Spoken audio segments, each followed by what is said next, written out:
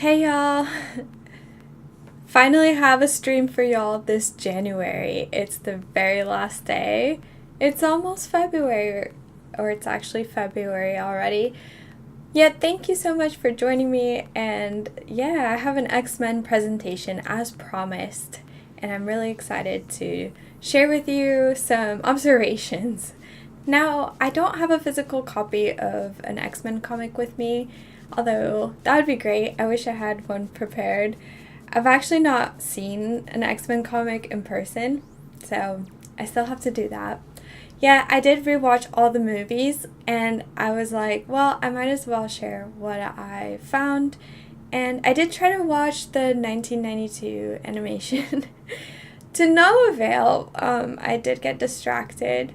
Yeah, I was a real fan of the film series. And so one of the things that, as a fan of the film series, I was kind of like, well, I haven't seen the comic books. Yeah, I can just like quickly Google and see what the comics would look like for each of the characters that really stick out. Mainly the protagonists of like the main, what is it, like 7 to 10 X-Men films that there are. We'll go through like the top ones actually. Let me just check that everything's okay, because a few streams ago I've been having audio issues where the music's too loud. So do reach out if you notice in the comments that you're not really hearing the discourse really well. Just ping me. I'll take a look at the volumes and sort it out. First of all, let me just check if we're live. I think so, because I see the live button and we're good to go. I have to change the banner of this page. Every month I get over, I don't know, ambitious of how many times I'm going to stream a month. I always think I'm going to go live at least twice a month. But then there's all these things with life that are in the way, and I only end up streaming once a month. So it looks like we are live. Amazing. Okay. Well, keep an eye out for your comments. Let me just double check the audio is okay, but I think so. I think we even like the music could go up in this situation.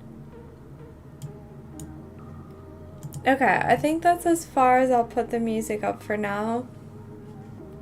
Yeah, it might help drone out the sound effects of clicking through this presentation to have some sort of ambient music. So anyway, I have this Marvel shirt that I was like, well, I gotta wear today, so I'd say I'm a Marvel fan over a DC fan, so there's that.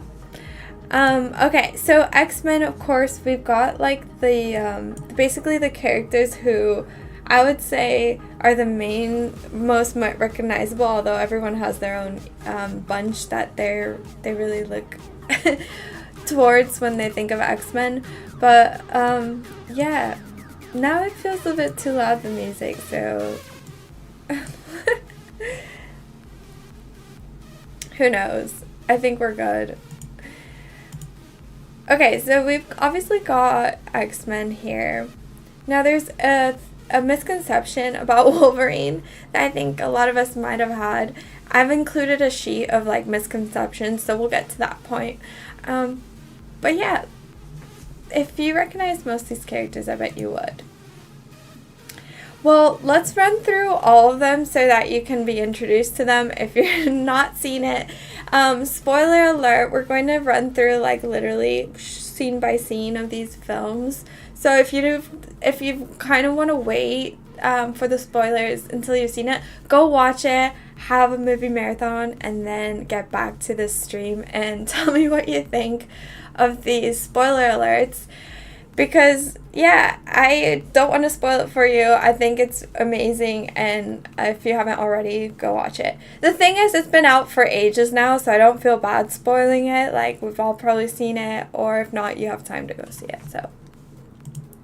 Okay, so the first character that obviously is part of the 1960s crew is Professor X. You can't have the X-Men without Professor X. And there's two, I want to say, actually there's 3. There's his childhood version of him, there's his college version of him in the middle, and then this is obviously when he's older. So there's some timelines going on, which is really inspiring, really, because that's kind of how I'm writing my book series. Magneto surprised me when I looked up the comic. I was like, there's no way that's... Because in my mind, I don't know, I see this as Magneto. But in the comic, he kind of looks like Zeus. He's got that overarching, like, God energy within him that I see in the comic that I don't really see play out in the movies. So this actor, I had to Google his name really quick, because I forget. The actor in the middle, his name is Michael Fassbender, and he is recognizable because if you're an Alien film fan, Alien film series fan, Michael Fassbender was in Prometheus, and he played the android. So, yeah, it's cool to see the range that Michael Fassbender has within the science fiction world as an actor. But yeah, Magneto, I just did not expect that kind of comic. It's very interesting. Okay, Magneto's obviously the bad guy in the first few films, but he's an anti-hero through and through, and in my opinion, he's probably one of the best anti-heroes to ever be written. I don't know, I'll have to do some sort of ranking in the future, because this is the epitome of a fantastic anti-hero. I forget what else I have here. Okay, so Beast is played by Nicholas Hoult. He was in the Skins film, TV show. That's where he made his break, but he's been in countless movies afterwards. He was actually in that vampire film recently.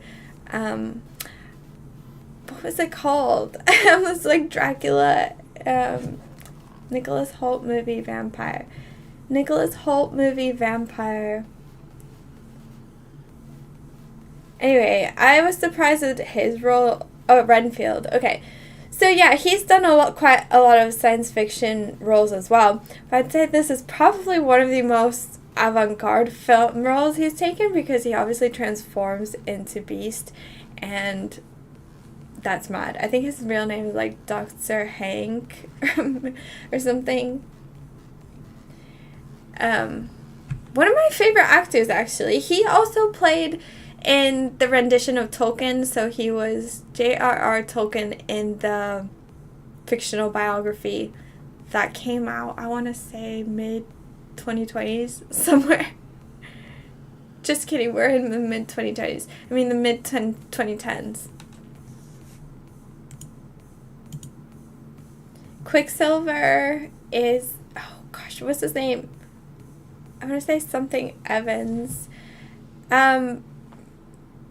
Who plays Quicksilver in the X-Men series? So I guess I was surprised that his character was quite early on too. Like any of these I've color coded, so in the back, if it's this color, it's going to be the 1960s. So a lot of these characters are old. Evan Peters, yeah, I'm pretty sure he's been in quite a lot too, but I want to say American Horror Story and things like that. Okay, so very cool and very old, 1960s. Jean Grey, one of the, I think she was called Marvel Girl, if I'm not mistaken. Obviously, I am not an expert. Y'all will probably know more than me. I'm just getting into this now. But yeah, she's one of the first 1960s, Marvel Girls. And it seems like she's had a few redrawings too, because that one looks really old. And then that might be the more recent one. And obviously this is the actress playing. Although there's a few actresses that play Jean Grey. So I've only put one, but you get the point. Okay, the countless roles of Cyclops. Also a very old character. Very funny and interesting and very out there character that I just did not expect. I don't know, out of all the superpowers that they could really think of, they really thought of just someone with laser beam eyes. And just, to me, it's a bit too campy. I don't know, avant-garde, just aloof, not really based on any ground fiction. Ground non-fiction. So I don't know where that came from, but there are several actors. Like, this guy has a minor role in one of the movies, but he's, which one was it? I forgot. It's the one with Deadpool, the first Deadpool X-Men. He's the Cyclops in it, but he's the most recognizable Cyclops. And then that's the Spy Kids guy, the actor that was in Spy Kids. He played the younger rendition of Cyclops. Angel is also an old character, so I don't know how many. Obviously, there's like parallel universes within X-Men and stuff. I don't know how many timelines he's good versus how many timelines he's an anti-hero. So this character kind of confuses me, but interesting. And obviously, now we move into the 1970s, so decade shift, and then we get the iconic Wolverine. And there's not much to argue about how they rendered the Wolverine from comic to screen. I mean, Hugh Jackman is just, he embodies that role perfectly. He is the Wolverine. Like, it's so incredible to see that kind of pairing line up so well. It happens so rarely in film cinema history that when it does happen, it's like, wow. I mean, he really carried those films. And while we'll talk about Logan, which there's very little of Logan in this film because it was my least favorite of the X-Men series, but all others, I'm such a fan of the Wolverine storyline. I hope I'm not missing any comments. Or that the music's okay and whatnot. I'm so like, should I test it? But anyway. We will get to a few misconceptions about him again. I do want to clarify. Okay, so Jean Grey, this is the younger version of Jean Grey. But the storyline of Phoenix didn't come about until the 1970s either. That's why we have this new background. So 60s versus 70s. So it seems like there was kind of like a writer handoff where whoever participated in the 60s then allowed new writers to kind of see where they would take these characters, and Phoenix became one of the, I don't know, the conclusions to the series, really. So that's interesting. Storm has a few actresses as well. But she is quite iconic as well in the 1970s, and she's up until the very end of the Apocalypse series. Nightcrawler, which I believe is her counterpart in terms of the lore. I do believe they get together. I'm not sure if that's right. I think so.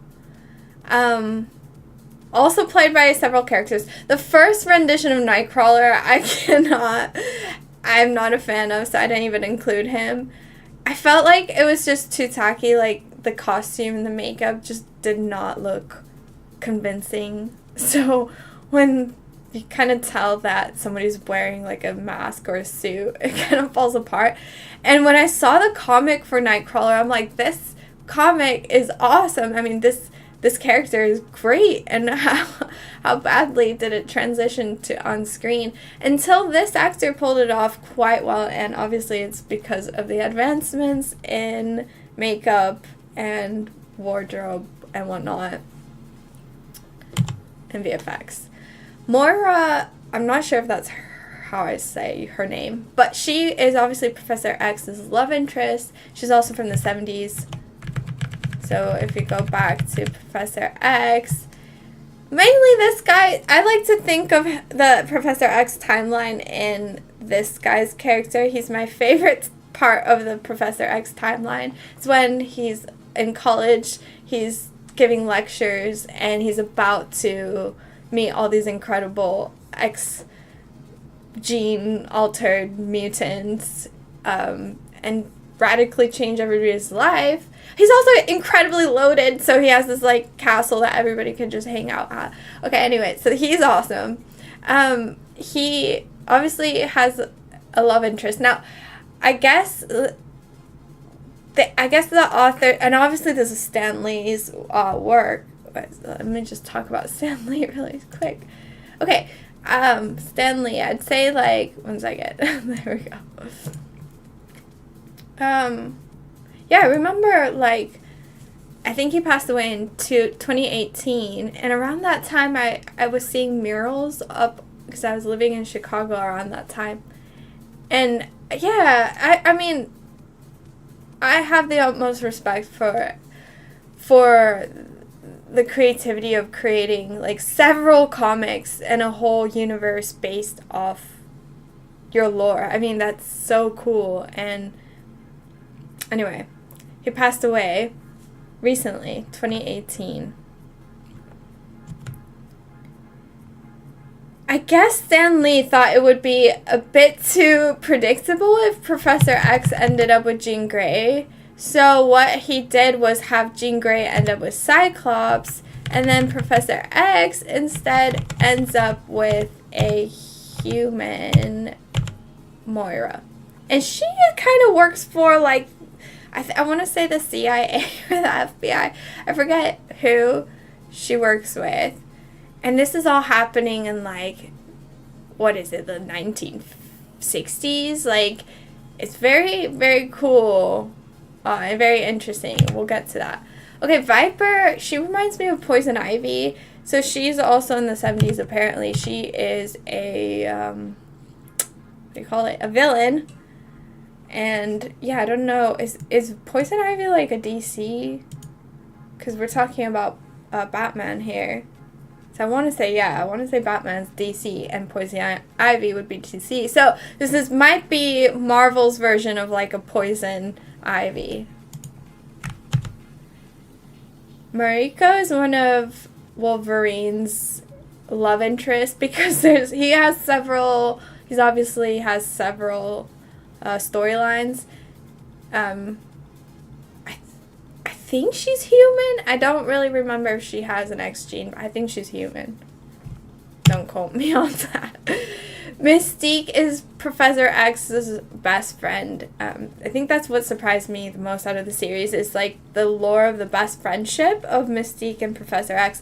And now you can see this jump because now we've got a different background. So this is telling me, now we're talking about the 1980s. So Mystique comes around in the 1980s along with Kitty Pryde, which she played Juno. I want to say the movie Juno. I forgot her name. Let me check, because she's quite famous and she got the role of pretty popular one. Okay, who played Kitty Pryde in X-Men, and does she play in Juno?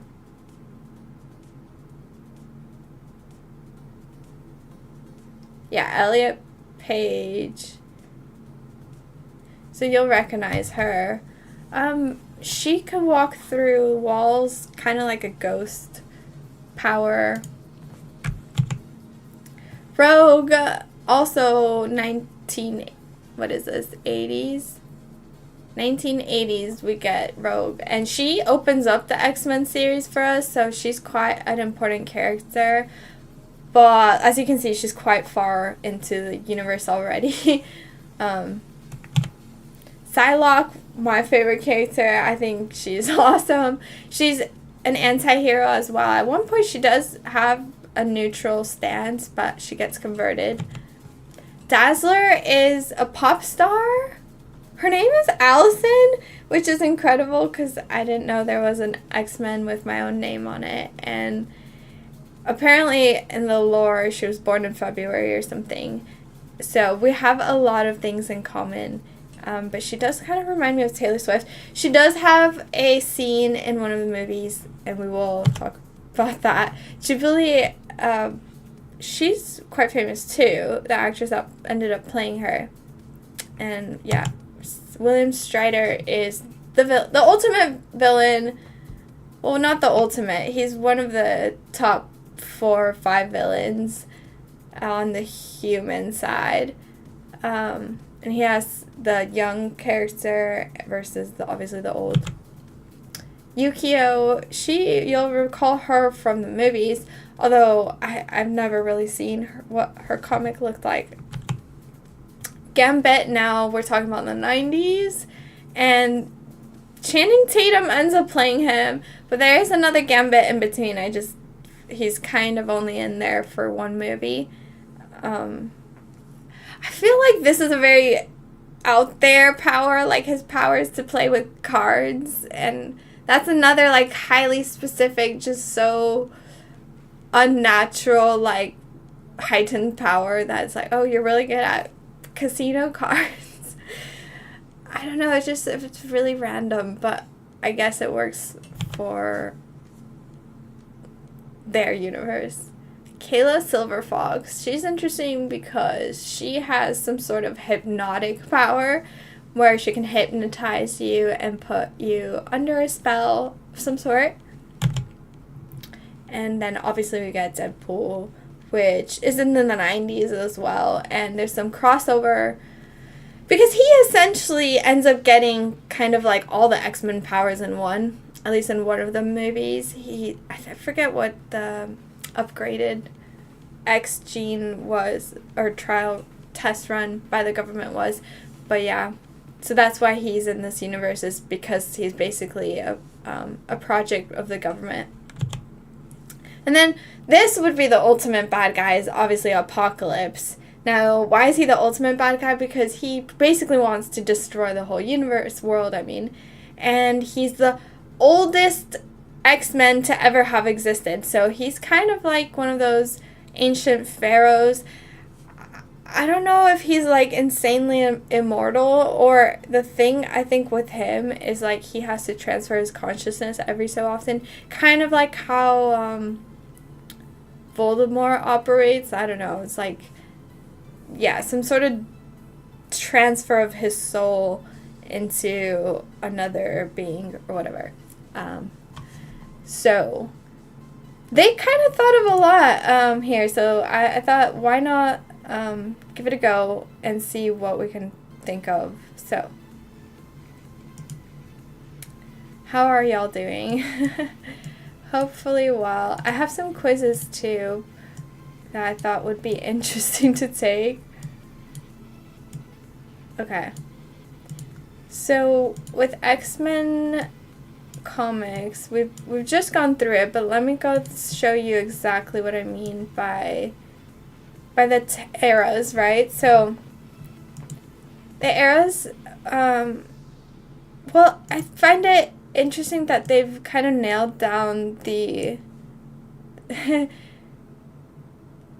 the conflict, because the conflict is these two best friends that end up resorting to very different approaches of dealing with this mutant gene because of their personal experiences. So you've got this overarching storyline that you can always go back to, and since they had that from the beginning, I mean, they had both of these mega, interesting, well-devised, well-thought-out, yin-yang kind of polar opposites. That's what really cements the storyline. And every other character therein is kind of just complementing to that main plot.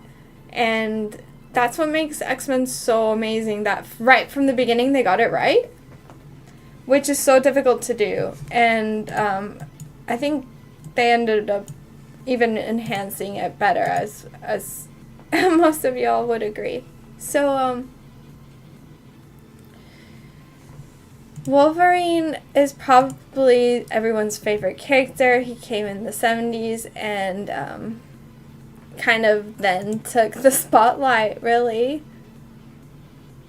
So yeah, 1980s we got a lot more, and then the 90s. Now I don't know if it's cut off and like in the 2000s they're just never gonna make any more, or what. Now that Stanley's passed, or I have really no idea what the rights situation are. I know it was like co-written as well, and obviously I mentioned earlier how all of them have separate universes and then also were spawned off by different writers. So there might be like, I don't know, several, maybe even, who knows, how many, should I say how many total X-Men comic authors were there ever? Like in all the spin-offs. Let's see. Oh, okay. So yeah, it says the total number of writers who have contributed to X-Men comics, including its spin-offs, is difficult to pinpoint, but its number's well over 100 across 6 decades. So Stan Lee co-created X-Men. Chris Claremont, the longest running and most influential writer. Len Wein co-created Wolverine. Grant Morrison revamped it with New X-Men. Okay, well, you get the point. So, it's really difficult to judge this by one person's genius. So keep that in mind, that there's like hundreds of people working on this. And don't feel, I think the main point of my streams is don't feel overwhelmed by this. You can do it too. Just take elements from it, and yeah, you can rewrite it with an inspiration and an homage. Alright, if we're going to use the calculator, which I urge you to do, so if you haven't already, check it out. You can use the reduction cipher or whichever. But I used the reduction cipher, and I was like, it's interesting to me, having studied a lot about history and world religions. I mean, I have a whole stream about world religions, right? So, X-Men Xavier and Francis Xavier have these parallels. Well, so one is Francis Xavier, who is basically the Catholic Jesuit founder, and then we have Charles Xavier. But what really was interesting too was like, okay, so we have the X symbolism, the Xavier, and then if we take the address 1407 Gray Malkin Lane and you type that in, you get leader of the X-Men and Professor X in ordinal. So that to me is like they were consciously encoding with Cyphers and Gematria, because for them to like put that like there in basically like the plaque, they're inviting you to decode it. They're saying, we consciously put that there. What do you make of it? And what do we make of it? I mean, it's strange that Professor X, and I'm not making this up, it obviously this says it on its Wikipedia and several other documents. It says Professor X is a leader of the X-Men. So that perfect quote unquote right with where he lives, it's and 155 is the number of Christianity. So that again is why it's like, oh, okay, well, is that how they were inspired? Well then we also like, okay, take Salem Center, for example. Like, we just decoded the Gray Malkin Lane. Now take Salem Center, just take that. Oh my god. You got the point. Type it into the calculator. X symbolism, the X gene, Salem Center. And yes, that's exactly the Salem Center is where this cerebro, like, mind-reading X device. And also, like, wow, like, Twitter rebrand to X, I mean. Okay, so Francis Xavier was called Saint Xavier, so he obviously had a lot to do with the branching of Christianity into Catholicism. So ChatGPT says it may evoke parallels, especially in terms of shared values of teaching, guiding others, and a vision of unity. However, Stan Lee and Jack Kirby never explicitly stated it was named after Francis Xavier. But just putting it out there because it seems rather like interesting. Wow, there's several movies that you're probably gonna know. So I think there's like 11? There's 11 films. There's probably more. I probably left some out. And this is the order they came out, but this is not the order of the storyline. So that's what gets a bit confusing too. There's also a point where they go back in history and they rewrite the storyline. So I'm going to share with y'all the best way, in my opinion, which is the chronological way. But first, let's just get through these. I mean, you probably have seen them all yourselves. I think for me, First Class is probably my favorite. Again, we get them, Professor X, when he's in college. Jennifer Lawrence playing Mystique. Is that her right there? I think so. Oh, no, over here. But these two are really good as well. And honestly, you can't go wrong with any of these first X-Men films. This is where it starts to get controversial. X-Men Dark Phoenix is rather subpar. X-Men Origins Wolverine is probably one of the better ones, but let me forget if I enjoyed it. Yeah, okay, this one's the one with Deadpool in it. So, yeah, honestly, they claimed it back when they introduced Deadpool for the first time, because obviously there's Deadpool, like, official movies, but this is when he's featured in X-Men. And the Wolverine was not bad either. It was actually alright. But the nostalgia of these cannot be competed with, if that makes sense. But if you're ready to move on from those good old days, these movies are great, except for not that one. And definitely not this one. Logan was such a disappointment. It almost ruined the whole X-Men experience for me. I almost just quit with X-Men after watching Logan. Because I was like, why? Why? I don't want to spoil that movie. I think if you want to go watch it, you should watch it. I don't even want to talk about it because I don't even like that much. Wolverine is underrated. Hell yeah. Yeah, the whole X-Men series is definitely underrated. Okay, one thing that take note as an author, I think if you're anything like me and you think, oh God, I can't think of my own entire fictional world with its own entire fictional wars and history, blah, blah, blah. Why can't I just use the ones from history? And that's exactly what X-Men did. And that makes it so much more relatable to everyone from any part of the world, really, to kind of invite you to re-experience these historical moments tied in with the fantasy and fiction of these superhero characters. And I'm probably missing some because I remember there's even like American Civil War war stuff. But okay, so there's definitely World War II. There's definitely the Cold War, Vietnam War, the Cuban Missile Crisis, and yeah, there's also the American Civil War. Or the thing is that when Wolverine was like in the origins of Wolverine, he like signed up for the army basically, and he kept fighting in all these wars.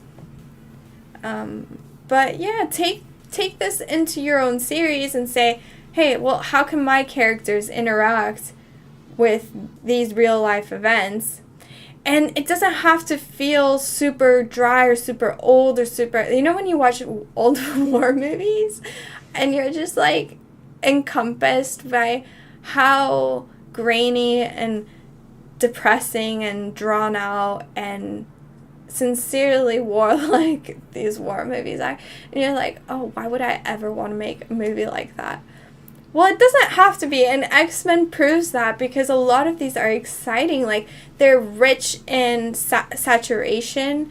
They've got this color scheme that pops out, makes it feel brand new, like you're watching it from a modernized angle, and it's stunning, really, like the way they've managed to modernize and make it fun and interesting to go back into some of these like really like horrible, like depleted timelines that like thinking about going back to these times is kind of horrendous.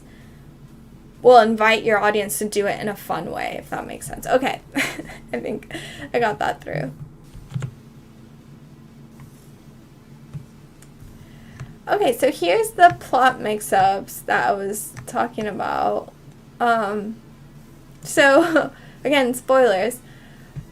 But let's talk about Wolverine first. So, okay, I thought that Wolverine was born with metal claws. I thought that's his superpower was metal claws. That's not the case. And here's after watching it, I still probably left with that initial thinking. I don't know. It wasn't until I rewatched it as an adult and I was like, oh, no. He had claws when he was born. Like, he had it naturally, but there was an operation, and the operation included, fortifying his pre-existing claws, which at that time were more like Wolverine claws. Like, I don't know, like how Wolverines might have claws is what that's why he's called a Wolverine. So it's the artificial component of like, okay, well, now Wolverine's involved with the FBI, the CIA. They've tricked him into doing this operation where now he's got adamantium claws. Now, this is not a word they made up because I thought it was at first. I wasn't even going to Google it. I was like, oh, they just made this word up. False. I actually have another book. It's from like 1600s. It's called... Oh my god, what is it called? I'm blanking right now. I'm like, should I go just get it? It's John Milton's Paradise Lost. Okay, so Paradise Lost, it talks about like Genesis revisited. Anyway, okay, so and while in that book, he basically says the word adamantium. So it was a word that had already been circulated. It's an old word. It did mean, like, the way it was used in Paradise Lost back in the 1600s was a similar way. Like, it was some sort of metal. So I'm assuming that that's where they got the idea for adamantium, was somewhere like a book like Paradise Lost. Okay, adamantium, where did they get the idea for that? Let's see what the official reason is. Yeah, like in the comics, he gets forced to get the operation. Yeah, okay, in the comics, there's probably like so many spin-offs. But is there also that Silver Fox lady, that Silver Fox who like is his handler, and basically she kind of lures him into getting the operation done in the films. So I was like, is that happening in the comics? Oh, I hadn't even hit send. Okay. Indestructible metal, inspiration from mythological literary sources, Greek mythology. Boom. Okay. The reason the book, oh my god, I'm just gonna go get it. Be right back.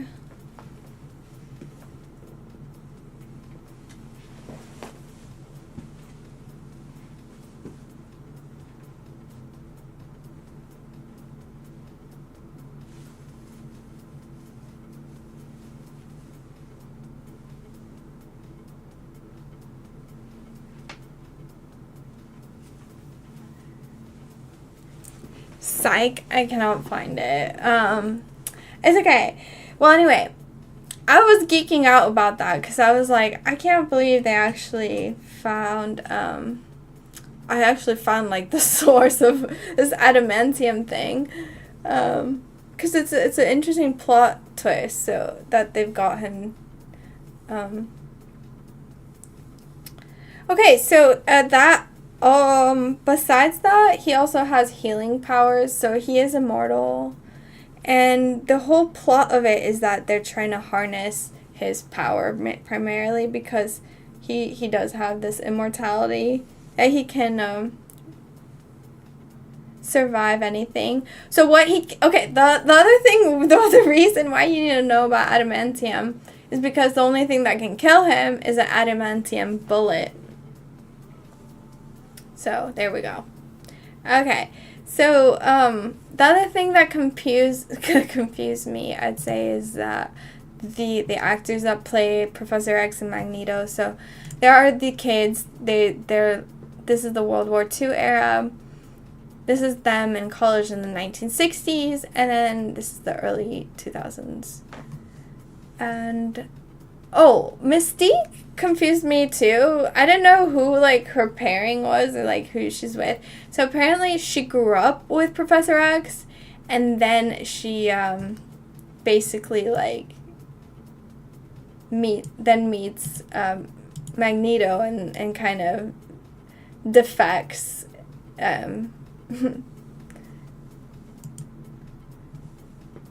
One second, I'm like trying to read these comments. Okay, so far I bet that they change it to a plot point that he signed up for the experiment and everyone was a good guy, and it actually goes well. And Wolverine leaves the faculty facility by just clocking out.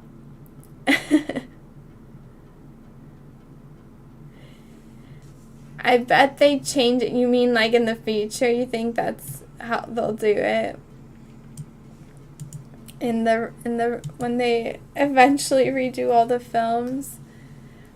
Okay, Jean Grey was also kind of confusing because she gets with both she's with Cyclops because they know each other longer.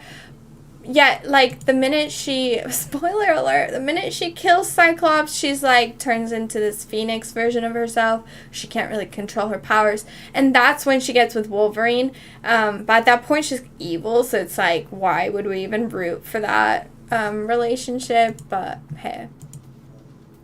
Oh, because they changed the comics so much. Oh, yeah. Exactly. Stryker, my bad. Okay, so Stryker is Wolverine's handler. He convinces, at least in the movies, he convinces Wolverine to get the procedure done. He has a son that has like an X gene, but he himself is like super against X genes, so that's his like dilemma.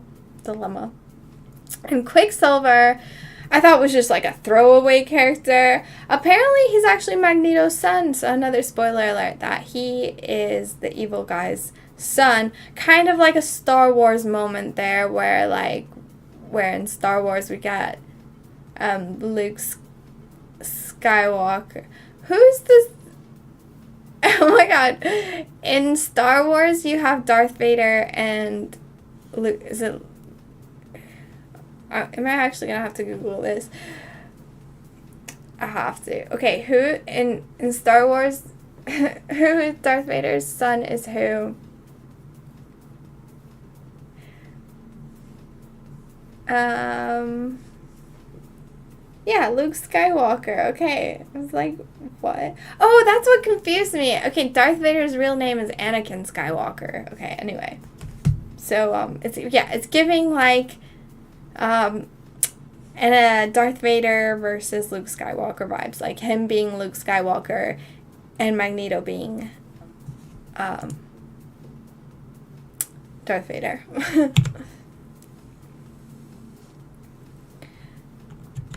Okay, so let's talk about X-Men as we should watch it. So the first one that you'll probably want to watch, in my opinion, to get like the whole storyline in order, is First Class. It wasn't the first one to come out in terms of like movies, but in the storyline, it's like the first chronological one. It takes you as far back as the World War II. So, yeah, we're going to we're going to look at this screen by screen, and then take some quizzes in that, and then we'll be done for this. Okay, so I'm like getting prepared because I know I'm gonna be talking a lot, and yeah, thanks for joining me again. Okay, so X-Men First Class. The first thing that we open with, and it's intense, is Magneto as a kid in the concentration camps of Germany. And he actually first shows his powers because he can move the metal gates. And it's very, like, intense. And again, I said it's the best anti-hero that I've seen written in a long time because you really want to root for him. Like, fundamentally, he's kind of like Voldemort. He wasn't a bad kid. Like, kids aren't born, I think I was trying to say, like, kids are not born evil. Like,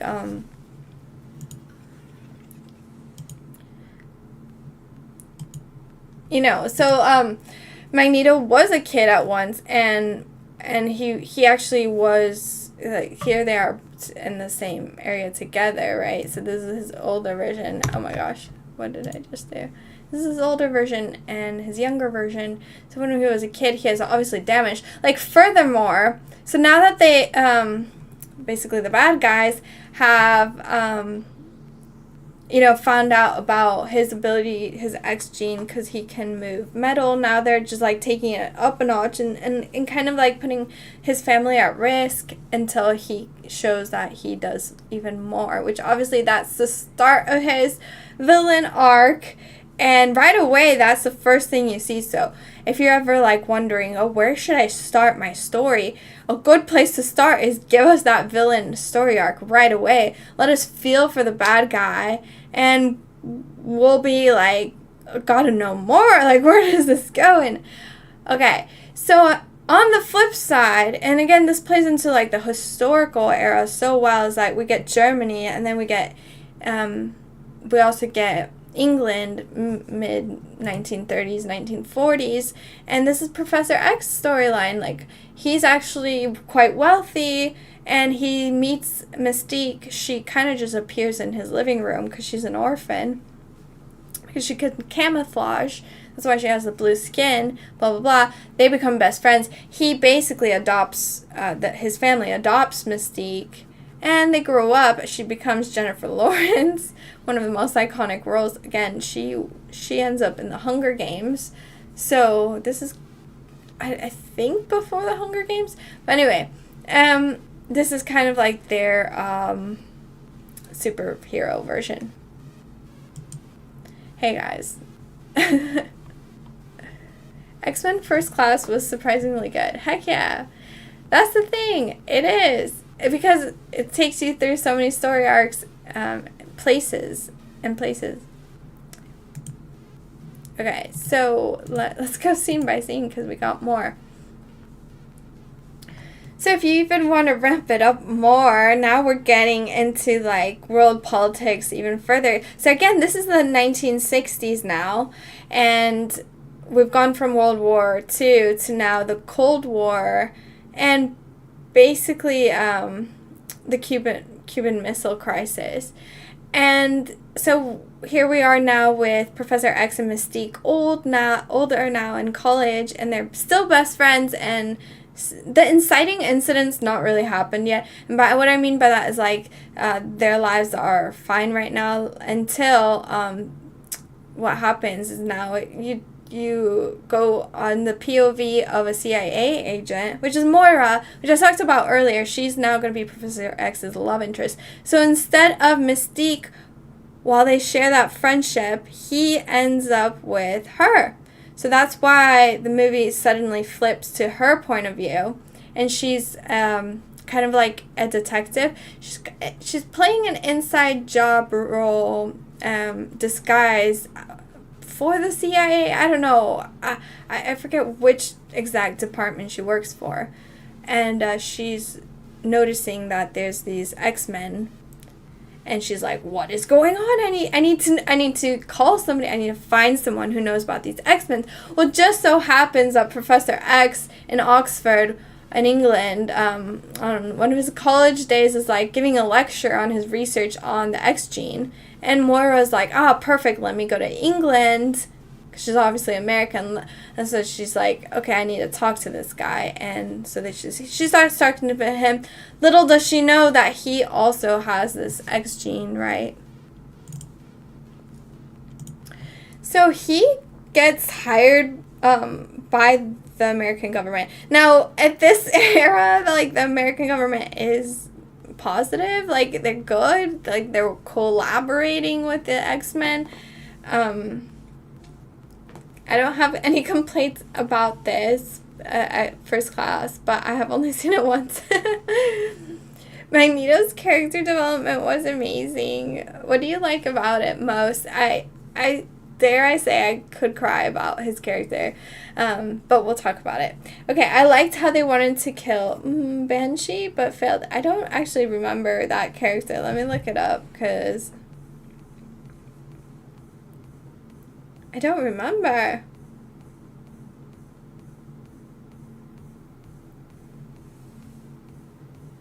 Oh, wow, he's like blonde. He has Sonic. Wait, will this show up? Oh my god, green. Green doesn't show up, so it's just a floating guy. Because I have a green screen on. Oh, he is in the kind of movie series. He is in, yeah, he is in First Class. Wait, one sec, he is. That is so funny. He's so forgettable. It's one of those that it's like, what is this power? Like, who would want this? Of all the powers they could have think of, they're just like, yeah, that's definitely a power that we're going to include in our series. Maybe he'll show up and you'll remember.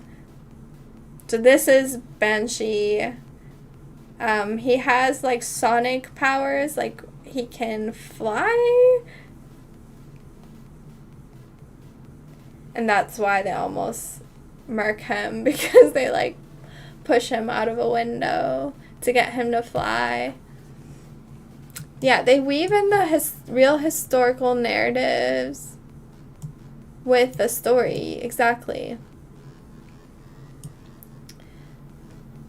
It's the... yeah. Okay. So, Professor X obviously has the power of telepathy, and again, he uses it, and then he's trying to find the bad guy. While he's trying to find the bad guy, he runs into Magneto, who's also trying to kill this bad guy. This bad guy is another X-Men he's kind of trying to basically start a world war for fame, money, selling out. Like, he's this guy on this yacht is a bad guy because he's basically sold out to Russia in the Cold War. So, yeah.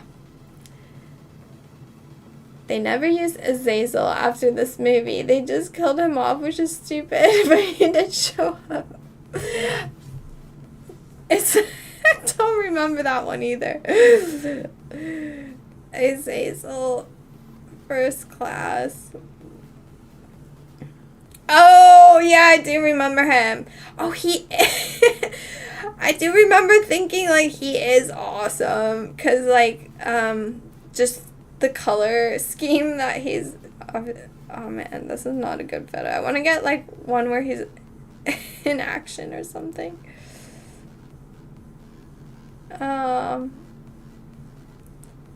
Terrible, but yeah. He's like a demon looking thing.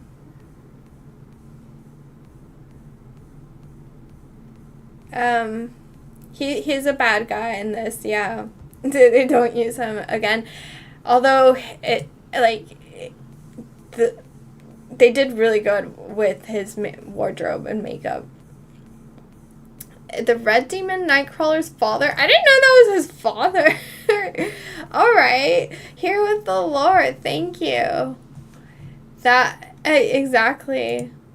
Okay, so basically these two meet now. So Magneto and Professor X are suddenly friends. They team up. Now they're, what does this say? It says the covert CIA. So they were working for the CIA in the 60s now during the Cold War. So now we have Magneto, Professor X, Mystique, and Beast. This is Beast. He's about, yeah, Nicholas Hoult, as we talked about. So now there's like a love triangle, because so not only does Mystique, you know, have feelings for him, because obviously they grew up together. I mean, how can you take that away from her? Like, they literally grew up together. They're best friends. They have some sort of like unrequited love story going on. But now she's also like into Beast, and she's also into Magneto. So that's a character-driven plot that it works. And then this is the arc. This guy's so famous. He's the villain. So this is the part where like he develops a helmet. So the helmet prevents Professor X from reading his mind, so he can basically get away with everything that he's doing. Mystique is Nightcrawler's mother? Oh my god. His kid, oh wait, who is...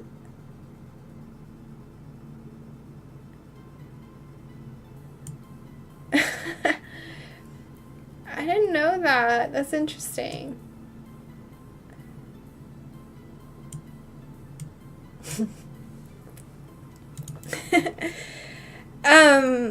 Okay, so then they develop for the CIA, which is like, is this a truth drop? Probably is.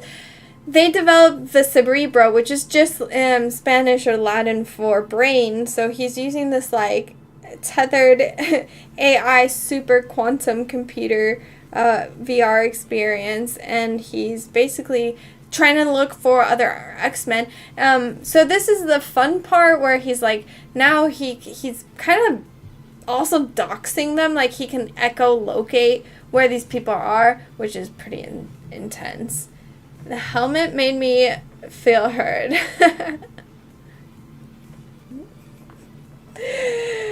I love that it continues. Like, this is the spawn of the helmet. Like, Magneto ends up taking the helmet. Which, wait, well, give me 1 second, because, like, I don't actually remember why this guy's that bad.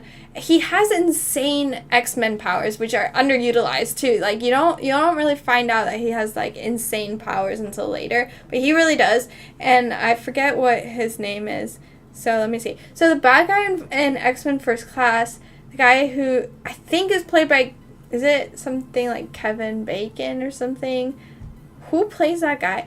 He basically sells out the American government to Russia in the film series. And what are his powers?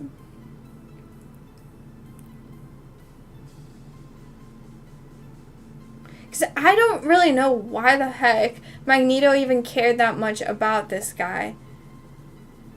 Oh, so it is Kevin Bacon. He is really famous. And so this is Sebastian Shaw, the character. It's a mutant with the ability to absorb and redirect kinetic energy, making him nearly invulnerable. He can convert the energy from any physical attack to enhance his own power. This allows him to survive gunshots, punches, and other forms. He's a ruthless antagonist who manipulates events to provoke a nuclear war between the US and the Soviet Union, aiming to bring around the rise of mutant kind. Okay, so yeah, his power is insane. And he can absorb like infinite amounts of energy and then release it. Okay. So, wait, that doesn't really answer. Okay, so why does Magneto hate Sebastian Shaw? It had to do something. Oh, right. I think you're right. I think that's why. I think because this actually takes place in World War II, when literally that was going on.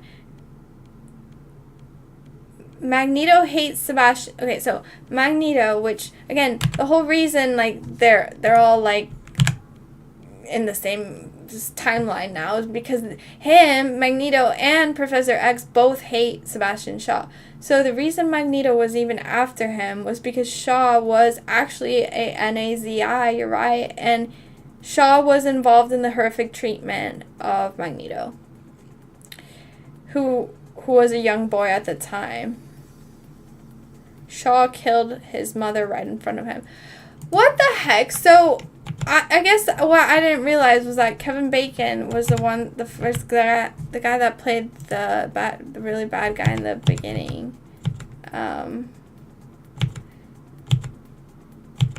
This area. So I guess William Shaw was right here. Kevin Bacon. Okay, so this whole scene that traumatizes him, of course. So that's where that bad guy comes in. So obviously he has a Vex. He has a what do you call it? Like a revenge plot.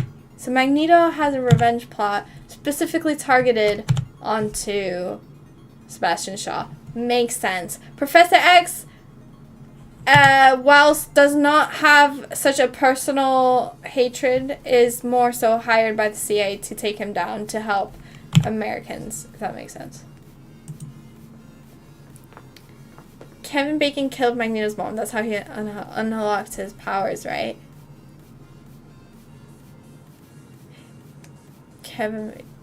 Yeah, exactly. They don't tell us in the movie if Magneto's mom had powers.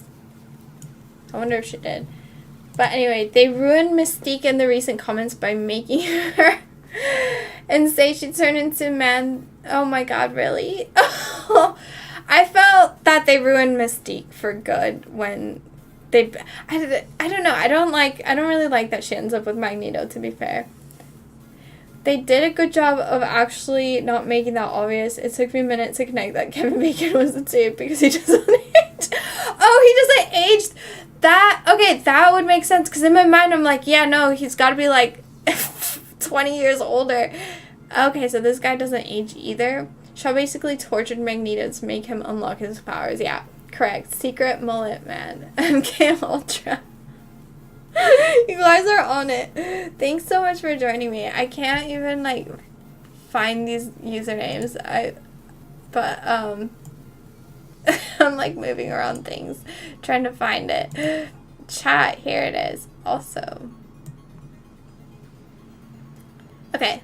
Anyway, thanks you guys for sharing your comments. Okay, so let's keep going. This is probably the best part, is when they're like literally like they're having the I don't know, it's like bromance plot that is like hilarious because you don't really see that often, and it just makes the whole idea that they're frenemies even better, that you get to see the side of them where they were actually literally like just best friends. And this is the time where they were gathering all the other mutants. So there's this funny scene with like Wolverine. Wolverine's not in it other than this scene, and it's because Professor X and Magneto were like recruiting all the X-Men. Obviously, they were using this, so this was their game. They were using the Cerebro, finding them, right? They would find them, go search for them, confront them, say, hey, do you want to join the X-Men? They asked Wolverine. Wolverine at this timeline says, go F yourselves, and that's where he just pieces out from this movie.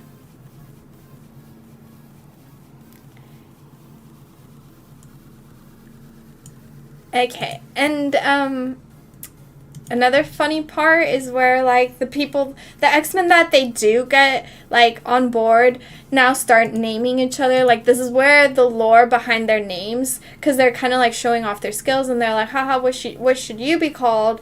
And this is actually the scene that we get Professor X is his name, because Mystique actually goes like, haha, what should his name be? And they're just like, how about you go as X? And it's like, okay, this is awesome. That is like a world I want to live in. And I don't know if like if these X genes are like a metaphor for awakened truthers, because if we think back about, like, Xavier and, like, this whole, like, where they pulled that name from, I do wonder if it's meant to be this kind of, like, idea of enlightenment. I don't know. Okay, so back to this 1950s drama. Now we get, like, the only way, because of the helmet, they're like, oh, we're never gonna, like, figure out their plans. Now we have to go for this, his weak spot, which would be his side piece. So his side piece has, like, diamond powers. Anyway, they managed to get some information out of her, and they figure out his plot with Russia. I forgot what happens here. What even is that? Oh, this is where we figure out that Shaw has insane amount of powers, because he ends up, so instead of waiting for, so now he's, okay, the thing is, now he's realized that, what is going on with this music, by the way? I don't even know if you guys can hear the music, but, Berserk did a good job with a similar storyline of friends becoming enemies. I've heard of Berserk, so thanks for, like, mentioning it, because I always need that second reassurance to, like, is it actually okay? Like, okay, I'll check it out. Havoc is Cyclops' brother. Oh, but was it, like, brother, like, by blood? Or is it, like, they're, like, friends, brothers? They didn't want to explain origin stories, so they made one sweeping explanation. It started as an imaginary thing that would happen to people after all the nuke testing radio. Yeah, okay, so I did wonder that, because in the movie they make it seem like the X gene is not unnatural, it's, like, just natural. Like, Wolverine just randomly had powers, like, these, like, Cyclops just randomly one day had powers. They all just kind of, it wasn't like they all went to, you know how, like, in other movies in Marvel, like, for example, Venom. In Venom, he actually goes to a facility, gets, like, bitten or something, and that's how he becomes a mutant. But it's not because anyone broke into, like, anywhere, and no, this is just, like, it just randomly happened. And again, with, like, the story of Apocalypse, you kind of see, like, it's not just happened in the 1960s, but it also happened way back, like, since ancient Egypt. So there were mutants since ancient Egypt all throughout. But, like, as far as, like, where they got the idea for that, that's really cool. I was like, a way that they were able to conceptualize that, if that makes sense. The X gene is like a metaphor for awakened humans, at the very least. Music. Okay, good. I'm glad. Thank you for telling me of the music. I was literally, like, freaking out. It's happened so many times where it's not working. The power of mutants, they are called the children of the atom bomb. Wow, really? Which, like, in ancient Egypt, you had Atum as, like, the god of the sun, and it was called, like, Atomism. So that's also interesting, like, Atom and Atom, and you got that ancient mutant. No long origin for 300 X-Men. They're simply born that way. Yeah. Which plays into that, like, if they're simply born that way, then it's like, are they, is that, like, yeah, like, are we just secretly born with some sort of truther X? Apocalypse is a old, Elliot gets so much even crazier. Like, the mutants are from a particular universe that basically it was a mutation to protect humans from the virus that's making the universe as evil. Wait, what? Really? Okay. The mutants are from a particular universe that basically it was a mutation to protect humans from the virus that's making that. Okay, I gotta Google that. I have to Google that. By the way, I'm playing less clips because I keep getting copyright striked. So this is my way of, like, getting around that, is that taking screenshots from the movies. But let me put it at this new page so you can look at these photos. But I need to figure this out. So I want to ask your question again. Okay, tell me about the history of the mutants, because I got a comment that the mutants are from a particular universe, that basically it was a mutation to protect humans from the virus that's making the other universes evil. Can you expand on that?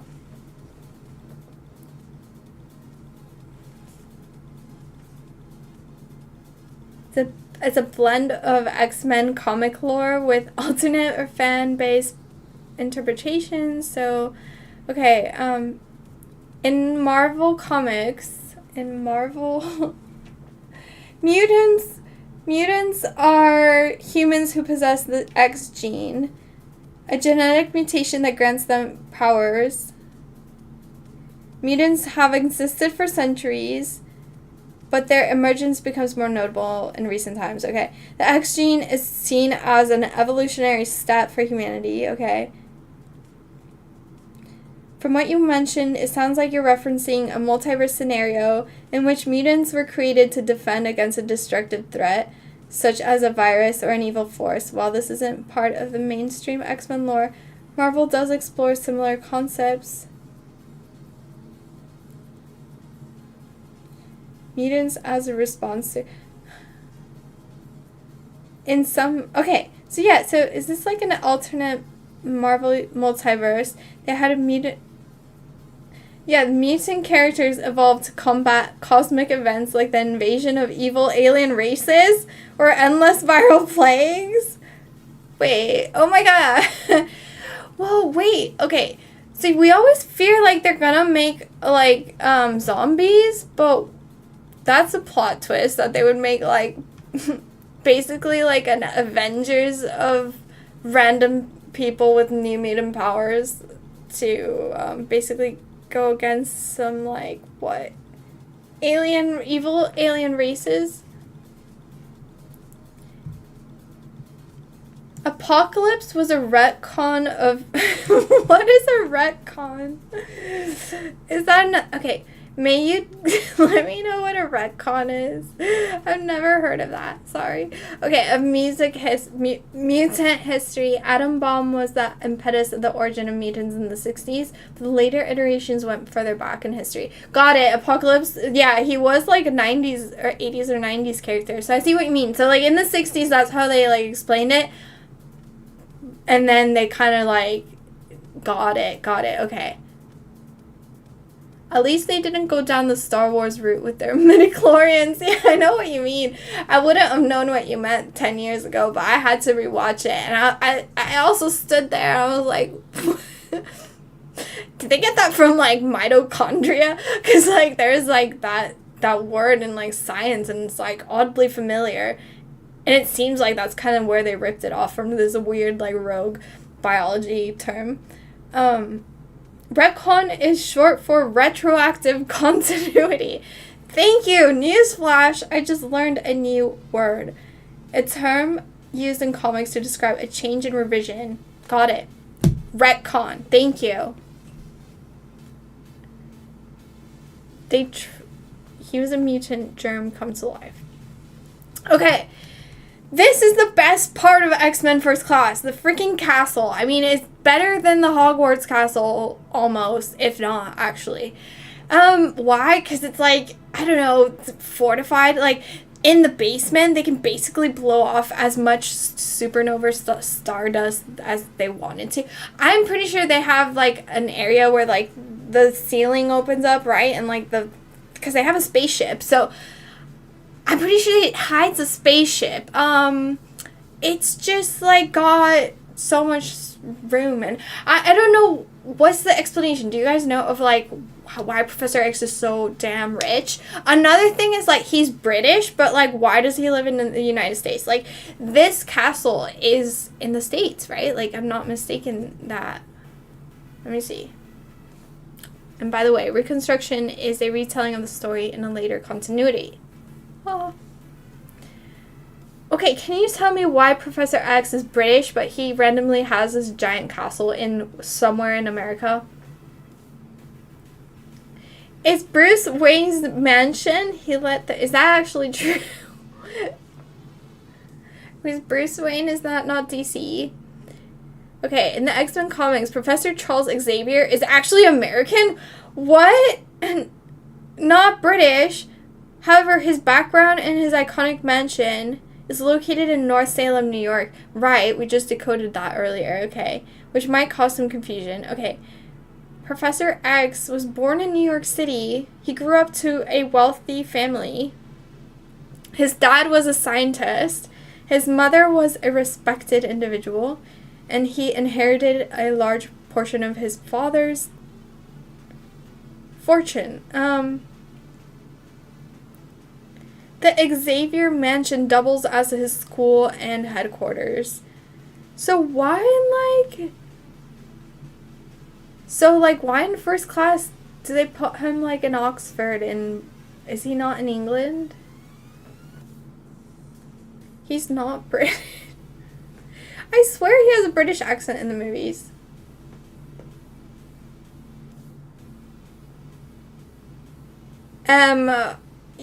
Yeah, he begins his journey in England at Oxford University.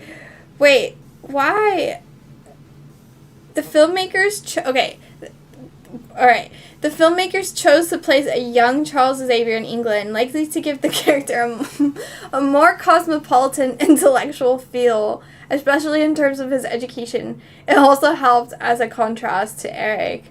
Okay. That's hilarious! They had some creative liberty with that. Because, yeah. Okay, you're just joking around, because thank you. I'm getting lost here. They get funding from the they get funding from the government to educate. Oh my gosh. Okay, so 𝓬𝓪𝓵𝓬 and archaea are the sentient bacteria that tries to take over. Is that what part of the story is that? Because that's not in the movies. Spend time in the South. Wait, what does that mean? Referred to? Okay, so they're in New York, right? A mansion in New York. Yeah, they're all hanging out. This is like Hogwarts peak era, like, everyone's just there. Everyone's getting to know each other, becoming friends. Boom! It's still the Cold War. Newsflash. Okay, this is so upsetting. I think, like, Beast did not have to be so freaking, like, obsessed with his image that he had to inject some sort of, like, confusing vial of something. And so it creates this, like, situation, because I thought they had the best chemistry. I really think that, okay, besides Professor X, if that would have been the best, I think that's top tier for me, like Professor X with Mystique. But say, fine, that never ends up happening. I think Beast is the second, if not ranking up for the best chemistry. And it's just so upsetting that they, like, ruined it right away, because Beast becomes just, like, completely self-absorbed. And he's willing to risk his everything by taking an experimental jab. I mean, if that's not more aligned with some of the themes we're seeing right now, I don't know what is. But yeah, Jennifer Lawrence is like, no, like, no, I love being myself. Although she doesn't get there by herself, she needs some encouragement from Magneto, so that's where we see their relationship forming, and all this all happens in the castle. But he's basically like, you shouldn't change Mystique and whatnot, which is fine, but I felt it's a bit thrown in there. So Beast changes, obviously, because whatever experimental thing he took did not work, makes his powers go even crazier. And then now they've got, like, a solid X-Men team. They're ready to, like, go save the world. Right in the Cuban Missile Crisis, I believe, that whole situation starts to... Yep, okay, so now we're getting towards the ending of First Class, and... yes, we are doing a scene-by-scene breakdown. I missed this comment, so, okay. This all happened when Hank was an Avenger. What? I didn't know that. Really? Okay, Beast had a complex, and Beast missed the whole point. The Mystique liked him the way he was. He would have been happy with her, but he F'd out. Thank you. Yes, Beast hated himself deep down inside, which is, like, understandable. He had, again, one of the other war. He's a 1960s character. He's, yeah, not one of the most thought out, I think, but it's, I get what they were going for, but it just did not hit. The Cuban Missile Crisis is interesting. Obviously, we get that this is now where the separation begins between hero and villain, but really it's anti-hero, because Magneto's never going to be the villain. He's never going to be that villain, because we got that opening scene and him being, like, just so damaged, and it's like we feel for him, so he's just this anti-hero. But this is where Professor X gets shot, and Moira actually shoots him. So if Professor X had just freaking loved Mystique, this would have never happened. I do not know why he was, like, so pressed. He was, like, always flirting with other people in college and never gave Mystique a chance. I don't know why he fumbled that. I don't know why. It could have prevented him from ending up where he did. And he has probably the worst character arc because of having, you know, been discapacitated by the love of his life. Like, sure, maybe if it had been Magneto that shot him, maybe it'd be like, okay, fine. No, it's the love of his life that shot the bullet. It was meant for Magneto, but Magneto does some, like, airbending thing, and it accidentally hits Professor X. And it's like, damn, really? They really have to make this, like, just, like, cursed love story. It's cursed because, like, why would we ever root for Professor X and Moira after? And again, Moira is not a 1960s character. She's, I want to say, 1970s or 80s, so she kind of just thrown in there eventually. So perhaps not the exact way that it should have ended, and yet the most memorable way that X-Men is remembered. So I don't know. The sentient bacteria thing, by the way. I forgot that I asked that. Because when I was Googling stuff, I do remember some, like, bacteria stuff. But it's part of the overall lore world building, but didn't mean to tangent, but just, I mean, it's important here. Are there characters that are literal bacteria? Because I feel like when I was scrolling through, I kind of saw those images, but I'm not sure. He didn't trust Mystique 100%. Oh, I didn't think about that. I did not think about that. You know what? Maybe you're right, because, I mean, the first way he is introduced to her is by her stealing. So maybe that's true. Yeah. Moira shoots Magneto, then Magneto deflects the bullet and it hits Charles' back. Yeah, exactly. But it wasn't Magneto's fault. Magneto is just defending himself. Like, it just, like, we can't blame it on Magneto, so yeah, it's so unfortunate. So anyway, at this end scene, we get that division of, like, okay, well, now Magneto's like, well, sorry, buddy, you're my friend, but, like, I'm gonna take things into my own hands because I want revenge. And obviously that revenge is so well written because you want to root for his revenge. And Mystique ends up leaving with Magneto. And he ends up taking the helmet.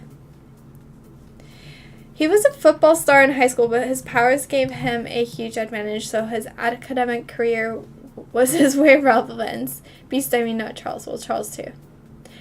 Beast was a football star? Oh, wow. His powers gave him a few. Interesting. Okay, we are done with first class.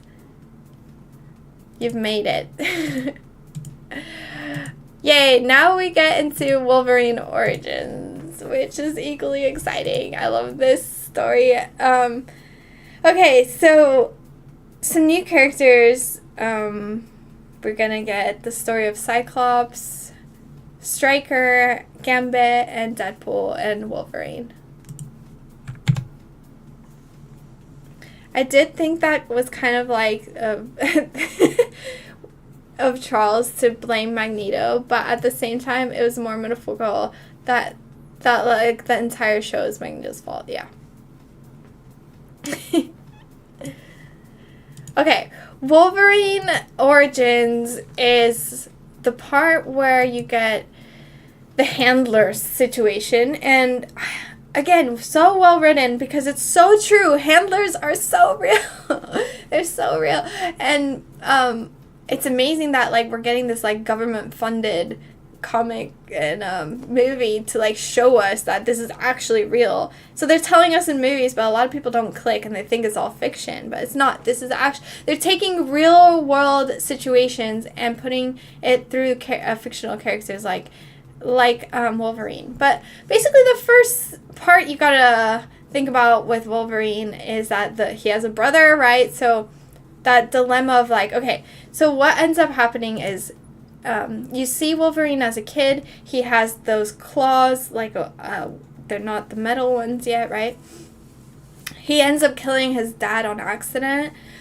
So his brother and him run away, and they got each other's backs. So they both have, I want to say they both have it. The brother also is a part wolf, is he not?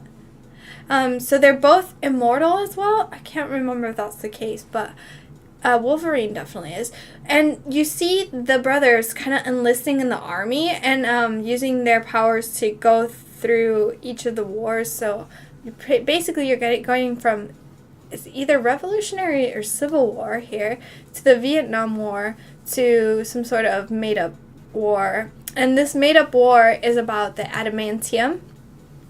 So they're using like the precursor to the X-Men, these like Gen X government agents like Wolverine, Deadpool, I don't know, some other of these guys, to source the adamantium because of Stryker, because this guy.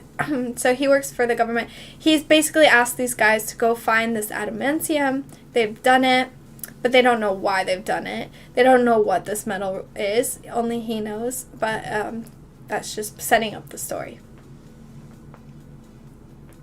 This movie is gold compared to the garbage that comes out today. Yeah, definitely. It's such a throwback. I'm glad you guys are here, because I was like, am I going to geek out on this alone? But hello. Okay, so even though I can point out every last thing wrong with the lore, I love seeing my oldest friends on the big screen finally. What other things do you hate about the lore? Okay, we see his girlfriend, which I fell for it. Spoiler alert, she's a government agent handler. So you're not supposed to root for her, but they kind of build up the movie that you are rooting for her. So if you watch it back, you'll kind of notice that she's kind of nudging him here and there to kind of think about this and that. So that's her role. She was literally placed there in his life. Why? Okay, because he kind of leaves the army after this whole adamantium thing. He leaves, and so the government's like, well, I'm not just going to leave. I'm just not going to leave you there. Like, you're going to get watched. So they place her, and she's kind of like the CIA, yeah, I don't know what else to say other than a handler. Like, she's a love interest that is secretly a federal agent, and she's, yeah, coercing him. And I forgot. Okay, so she you think she dies in the beginning because you think his brother kills her, but that's not the case. That's not the case. You think she dies. Spoiler alert, she's not dead. Okay, keep that in mind. But at this point, you think she dies. So he, in his mind, thinks she died. He thinks his brother killed the love of his life. Little does he know she was a federal agent, blah, blah, blah. This guy is now putting into motion his master plan, is that he sought this out in order to create the Wolverine claws of adamantium. So he's basically convinces Wolverine through implementing this girlfriend, through implementing his brother in his life, doing this like fake killing thing, Wolverine basically crawls back to Stryker and says, look, you've literally, like, something just happened. Sorry, they're not married. My girlfriend just passed away. Like, I'll do anything. Like, just let me go terminate my brother, basically. So, there's some X symbolism again. So here it says what we're going to create Weapon X. And then somebody like looks at him and then he's like, Weapon X. And then he goes, Roman numeral 10. So I don't know if it has any darker meaning to that, but yeah. They both have superhuman healing saber-tooth sharp nails. Wolverine have claws. Okay, yeah. That's why they're like almost equal in power. I really enjoyed this movie, but it was indeed problematic, especially Deadpool. Horrible Deadpool at the end, but still spot on. She was there to keep tabs on Wolverine, just like the movie Total Recall. Yes! Total Recall is another good one. Yes, exactly. Really part of the same clan of mutants gathered by Romulus. Fun fact, Silverton became Madame Hydra at one point. Silver Fox. Adamantium to weapons exoskeleton, and they kind of set this up that they're gonna erase his memory in the future. Okay, Wolverine ends up escaping. He is then hunted down again, and they're like, okay, the only thing that'll take him down is the adamantium bullet. Randomly it goes to Cyclops. So this is the terrible actor that played Cyclops in this film, but so they're basically rounding up all the X-Men, and then they're like, and now all that's left is Logan. They killed her, so I let them, so what's the end game? Sorry. He's taking, okay, so they figure out that the bad guy in this movie is trying to take their powers and combine them. Then they meet Gambit, and they use Gambit to take it to the island. And that island is where Stryker is where this old guy is. The mastermind behind all this. Okay, and then we know he's a mutant, and we know he killed your wife. Kayla's mutation. So this was a scene that I actually clipped, so let me find it for y'all, because I think, why not? Let's go watch it. It's probably the most shocking scene. I just couldn't believe, like, how accurate this is. Underrated, kind of love a plot twist.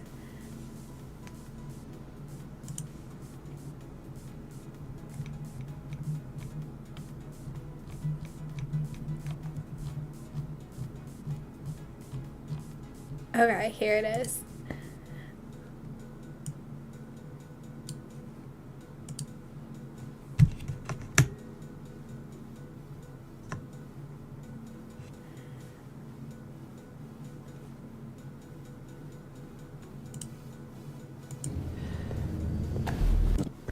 We like to keep an eye on dangerous men. Don't be angry with her. Kayla's mutation is tacto-hypnosis. She can influence people as long as she touches them.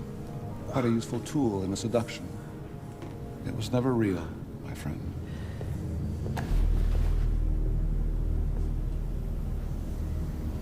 It was real for me. We like to keep an eye on dangerous men. So this is intense. I was like, oh my god, plot twist of the century. So not only was she not dead, they faked her death, but then he realizes that, like, this relationship that he had for months was fake. Like, she was an agent. Like, it's so bad that he even went through this surgery. It was all coercion. And it's like, that's such a metaphor of what's happening at a large scale, where they're basically using these puppet masters to, like, coerce people to do X, Y, and Z. So this is a massive truth drop. You can skip the best scene where Wolverine fights Blob. Sorry, Did I say that right? Blob? I don't even remember that scene. That's so funny. Oh, I keep referencing comic book stuff. I was like, okay, wait, no, is that 2 different comments? Sorry. Kayla is Silver Fox. Sorry, at one point they teased Saber as Logan's father in the 90s. It was all mind wipes by Weapon X program. Be careful showing these clips. No, 100%. That's why I'm like, small window. Yeah, sometimes with the old movies, they're not as bad, these claims, but for sure. Okay, so we got that down. Then a whole drama with his brother again. Activate Weapon X. He ends up, X-Men ends up releasing them. Obviously, she's been coerced too. Like, she has a sister, and the whole reason, like, she even agreed to, like, fall in love with him, blah, blah, blah, was because of her sister. Her sister has, like, diamond skin, which is another really weird, like, moment. Okay, so you guys said, and then here we have Cyclops again, like, escaping the very rare scene that he has. And so Deadpool, what's like the wrong thing about him in the movies? Because I don't know anything about his comic or anything.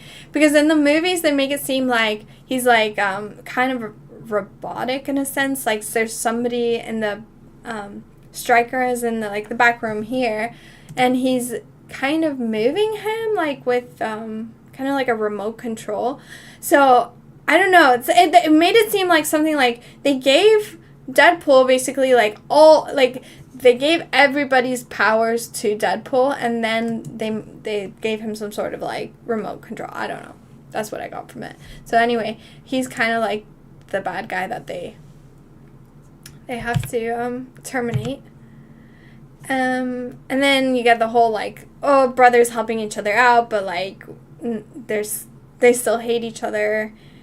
And he gets shot. He gets shot with the bullet, and he actually... So, yeah, so they... Someone's like, he'll heal, and then Stryker's like, his brain may heal, but his memories won't grow back. So, at the very end, that bullet also kills Silver Fox, his girlfriend, aka his handler, but also it was real love. I don't know. It's like it's a mess, but it's interesting.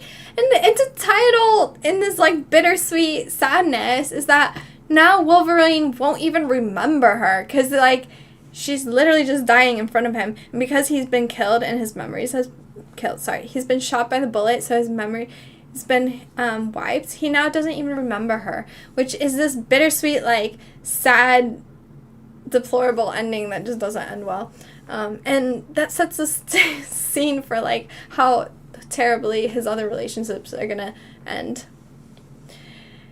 Her sister is the White Queen. Deadpool is more like a comic relief type of personality, where as they change him completely in the movies, they sewed his mouth shut. In the diamond skin is Emma Frost's secondary mutation, thanks Sublime. Yeah, if I'm not mistaken, they really butchered his origin story in the movies. I kind of hated this movie. It's one of the newer ones, so it's not the classic one. Okay, again, now we're at X-Men, the original. Like, this in the film world, this is the first X-Men film. But in my opinion, if I didn't share with you those two before, I don't think you could appreciate this movie as much. So that's why I recommend going back, watching First Class first, then watch Wolverine Origins, and then watch X-Men, because then you'll understand it better. I did it the other way ages ago, and I never got anything like in my mind saved. So this is a good way to like understand the story properly. Okay, so the first X-Men film. You start with Rogue. She is a newer character, again, I want to say 1970s or 80s, but probably 80s. But she starts off the X-Men film, and yeah, her storyline is really interesting. I heard in the comics that she's actually like Mystique's protege, and but that does not happen in the film. In the film, she's kind of just a rogue. She's very rogue. Like, she kind of comes out of nowhere. I mean, visually the movies are cool, but their adaptation of the comic lore is pretty ridiculous sometimes. I don't think I breathed watching this movie in the theater. Is that a good thing or a bad thing? Okay, what did you think of this Wolverine Rogue storyline? So that's another thing that when I was researching the comics, I'm like, oh my god, there's some interesting relationships that were going on that should have probably not been going on, because again, all these characters are getting with each other, and so it becomes kind of a mess, especially when these ages start to come into play, because okay, you kind of get this kind of like protective Wolverine, he cares about her like in a daughter-father kind of way, but I heard in the comics there's parallel lifetimes where those boundaries blur. Rogue's first appearance was 1981. Whoa. Okay. And she looks a lot more womanly, doesn't she? Because in the the comics actually make her look so much more womanly. Like, I couldn't even believe how they flopped. Because one second, because they flopped with this, didn't they? With the casting. I feel like they did not do very well with the casting. Like, the comics makes her look so much more mature, like, just badass. She looks very confused and not sure of herself, so... And very young, like, very young. So, I don't know if, like, in the comics, the relationship with Rogue and Wolverine was because she looks older in the comics, and why that did not translate very well in the films, because in the films, I felt it was a bit borderline creepy. I don't know if it's because it was the time that it was released and it was okay back then. I don't know. I was referring to Deadpool's origins throughout the X series being kind of jankies. Oh, okay.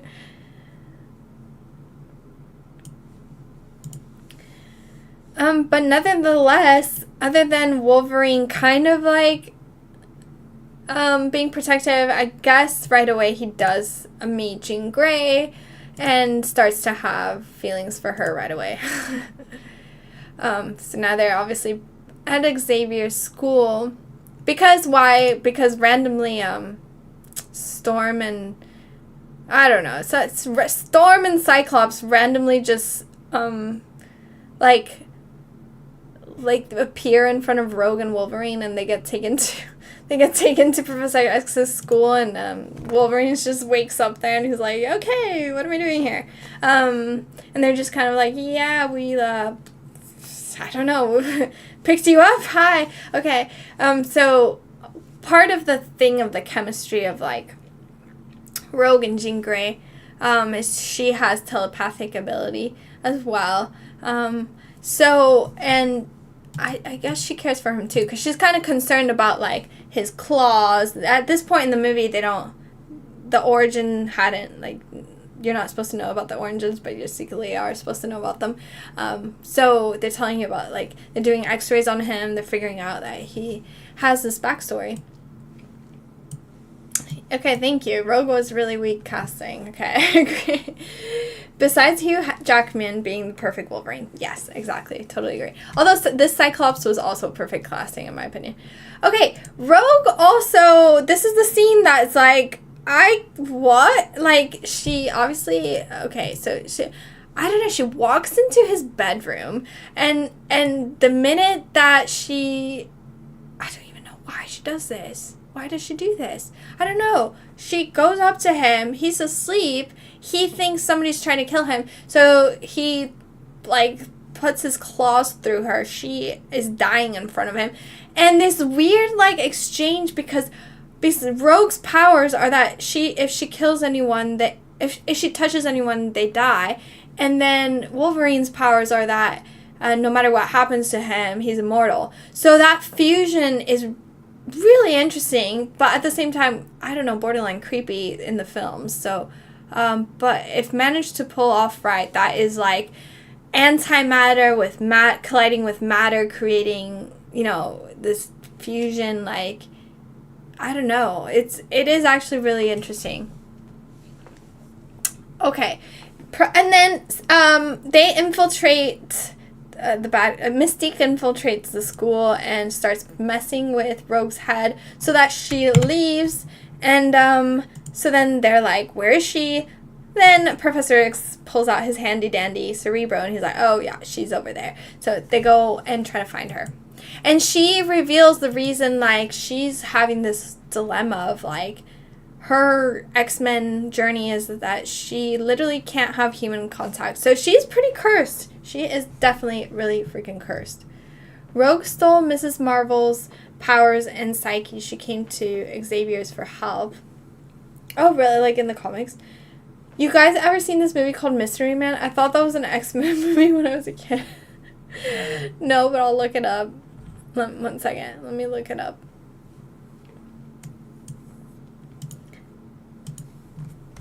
Mystery Man. Is it this?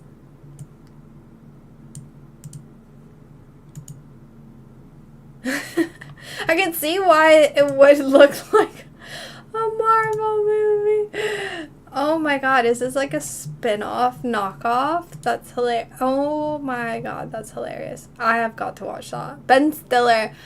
Is it like a horror movie? Like, you know when they did like Scary Movie? Like kind of like a parody, like American movie.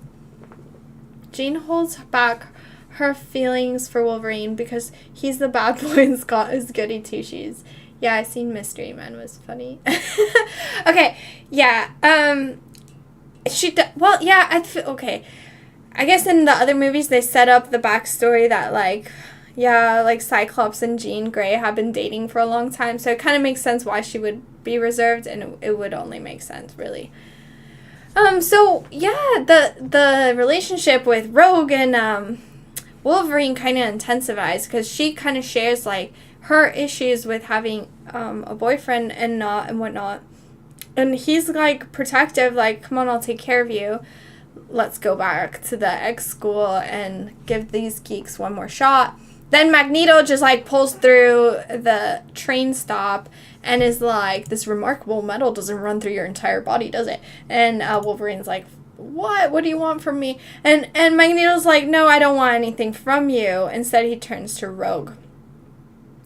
So Rogue was used in this ploy. So what does Magneto want with Rogue?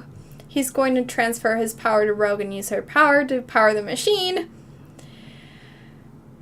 And we get this scene, which is like kind of the epitome of his story arc, really. Is like America was going to be the land of tolerance, of peace. Given his backstory, given that he comes from World War II Germany, this is powerful. This is like,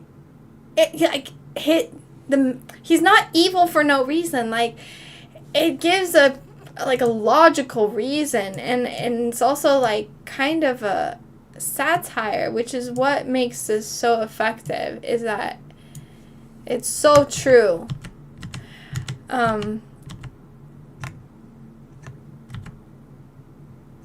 Rogue touches Wolverine after she gets stabbed so she can use his healing power. It's worth a watch. Yeah, it's stunning, actually. It's so stunning. I just wish they were equal age in the films. Okay, so, yeah, they basically hook up Rogue to what is that? Statue of Liberty. If Magneto gave Rogue enough power, he could wipe out everyone in New York City. He wants to mutate the world leaders at the summit. That's when Storm and them interfere. But not until it almost seems like the world's gonna end. And, of course, Wolverine saves the day. And you get this kind of end scene with Magneto and X playing chess, which is, again, a Masonic symbolism there. Kind of gives Thanos vibes. He literally becomes that. I don't know too much about Thanos, to be fair. Okay, X2. I'm going to wind past these because we got to get to the quizzes and then signing off because it's 2:30 in the morning. but X2 is alright. Okay, I think we can go by really fast, though, because, like, basically, all that happens is Magneto breaks out. He is gonna eventually cooperate, with the team, but what happens? They, who is chasing them here? Oh, Stryker. So, again, Stryker, when he's old now, is chasing the, X-Men and driving them out of the, where they live, in the castle. So they have no choice but to go into... Is that basically all I put? Yeah, they go into, like, the area where, oh my god, the whole Stryker situation happened in Origins. Like, he goes back to the tank, and then he finds out that they've been trying it again, and this lady has, like, the exact same powers on him. So he has to defeat kind of, like, another clone that they made. And, oh yeah, while they're trying to break in, Jean Grey sacrifices herself because they had stupid storyline. Yeah, she basically dies, but in the future there's a rewrite, so she ends up living again. But this is the timeline where she sacrifices herself. She didn't need to, but she's like, I need to do this, and then she doesn't, but she does. So I guess I don't really like X2 because I summed it up really fast, and I was like, let's get through this one. This or Logan is... Oh, wait, you actually like this one. Well, meaning that Magneto is a victim who kind of adopts the whole mutants are superior beings things. Yeah, exactly. And that's so true about, like, what ends up happening to most evil people is that they had something bad happen to them. Okay, the last stand is kind of taking you through Jean Grey's psyche and mentality and stuff like that. But she ends up killing Cyclops, so she okay, so yeah, she died. She died in the last film, right? She died, but she didn't really die. She sacrifices herself, and then lo and behold, she actually wasn't dead. She actually survived, and then she kind of becomes evil. And she kills Cyclops. And she then kills Professor X. So, yeah. Just kind of no hope for her anymore. She kind of goes with Magneto for a while. After Professor X dies. And this is the very interesting storyline about, kind of like the vaccine that is trying to cure mutants. This mutant right here is what they're trying to use. I think it's her. She has antidotes, and she has her superpower. It might be a guy. Their superpower is that they have, it's either their presence or their blood. I forget which one. Erases, like, if you're around this mutant, all your powers go away. So they try to harness this for the antidote. Ends up failing. But a lot of people get convinced to try to take it. There's this whole class war of, like, satire of what they've been doing to humans since, and experimental research. And then Rogue kind of is tempted to take it because obviously, because she can't have a boyfriend, she starts realizing that, like, her boyfriend is kind of flirting with Kitty Pryde, another girl at the X-Men mansion. So she's like, oh, maybe I should go take this thing, because if I take the antidote, then I can have a regular life again. X2 has some of the best Wolverine stuff. X2 is fun, don't lie. They didn't want to pay Cyclops in the third movie. So they killed him. Literally so unnecessary. And it was like one of the most beloved characters. Cyclops has been there from the 1960s, and they just like wiped him out of the the movie with like barely a goodbye. It was kind of like, oh, he's gone. Okay, bye. There was not like a major like, oh my god, he's gone.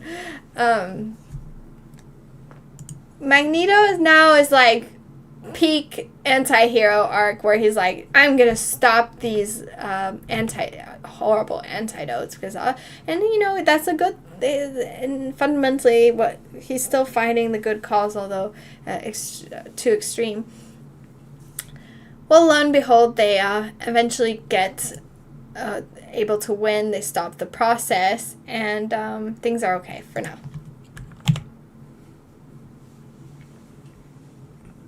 The X-Men are from the one MC universe. The Avengers and all of them are from a different universe. None of this got super mainstream until the Iron Man Avengers.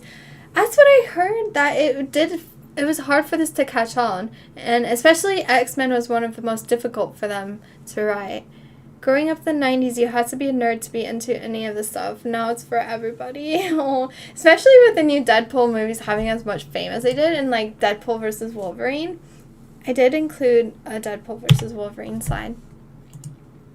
Though Wolverine, quite sad because in the last one, I don't know if I put it here, but yeah, Wolverine has to kill Jean Grey. So he's had this kind of like short whirlwind romance with Jean. Not quite as intense as his former ex, because the Handler, but still quite iconic. So yeah, he has to kill her, and I like that they carried on, like a lot of times with series or movies when they have this like intense relationship and one of them dies, they don't really reference them again in the future.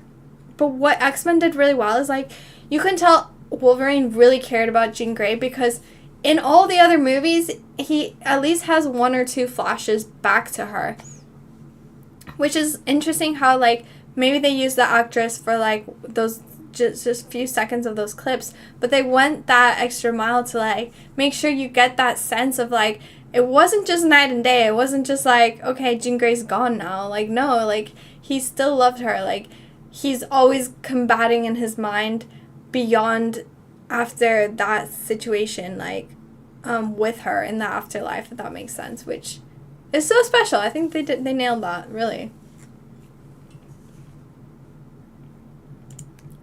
So this is like the Vietnam War. He helps out this guy survive the Hiroshima or Nagasaki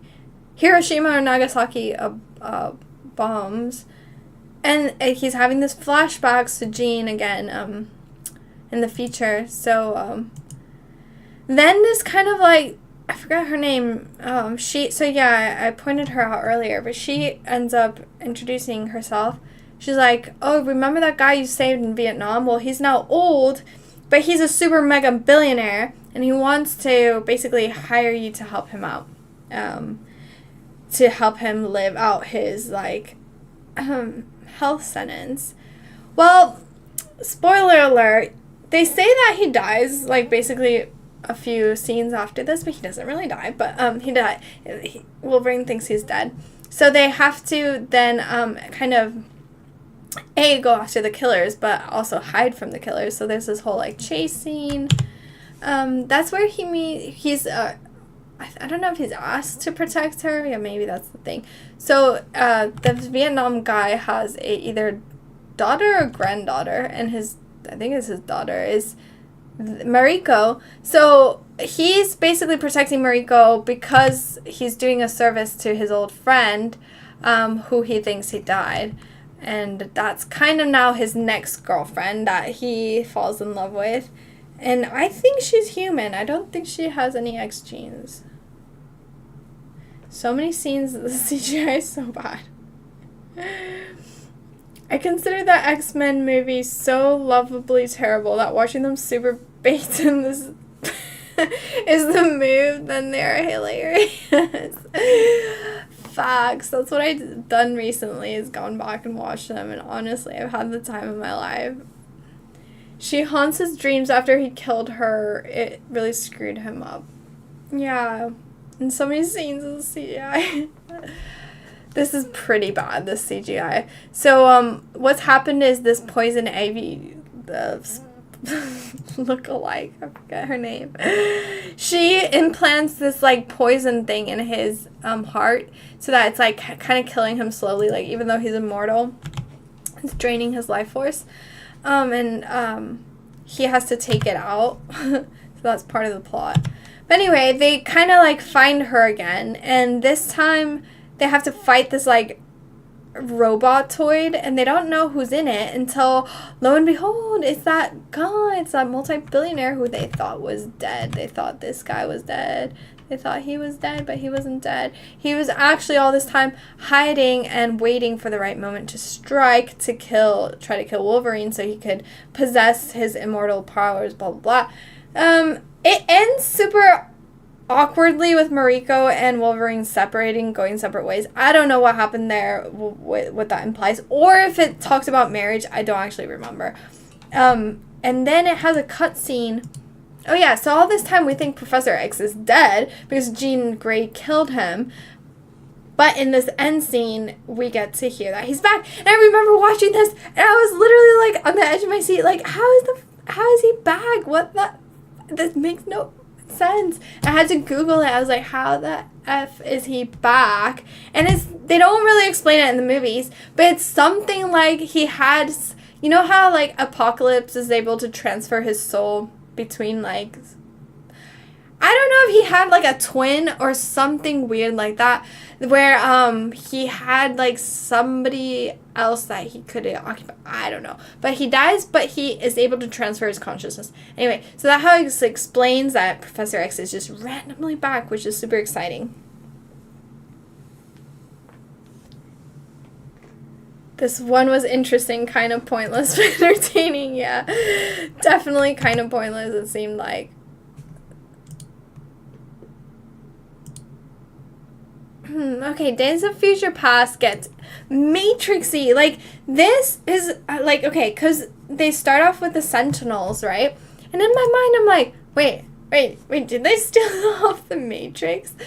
But duh. Okay, obviously this movie came out in the 2000s, but no, this is from the comic books. Like, the Sentinels are actually back from the 1960s or 70s or 80s. So the Sentinels predate the Matrix. So I believe the Matrix actually ripped the Sentinels idea off of X-Men. I don't know if that's completely accurate, but the idea of, like, so in the Matrix, the Sentinels are obviously like the weird, like, octopusy robot floating things. The Sentinels in X-Men are these crazy robotoid, like, Tesla bot looking, like, morphin nanotechnology biowarfare that they're able to, like, steal powers. So that's kind of like why they're even super scary, is because, like, the more you fight with it, the more it learns about you and steals your power. So, like, your powers become immune. So they become, like, this is a Sentinel, like, that's a Sentinel ripping off Cyclops' power.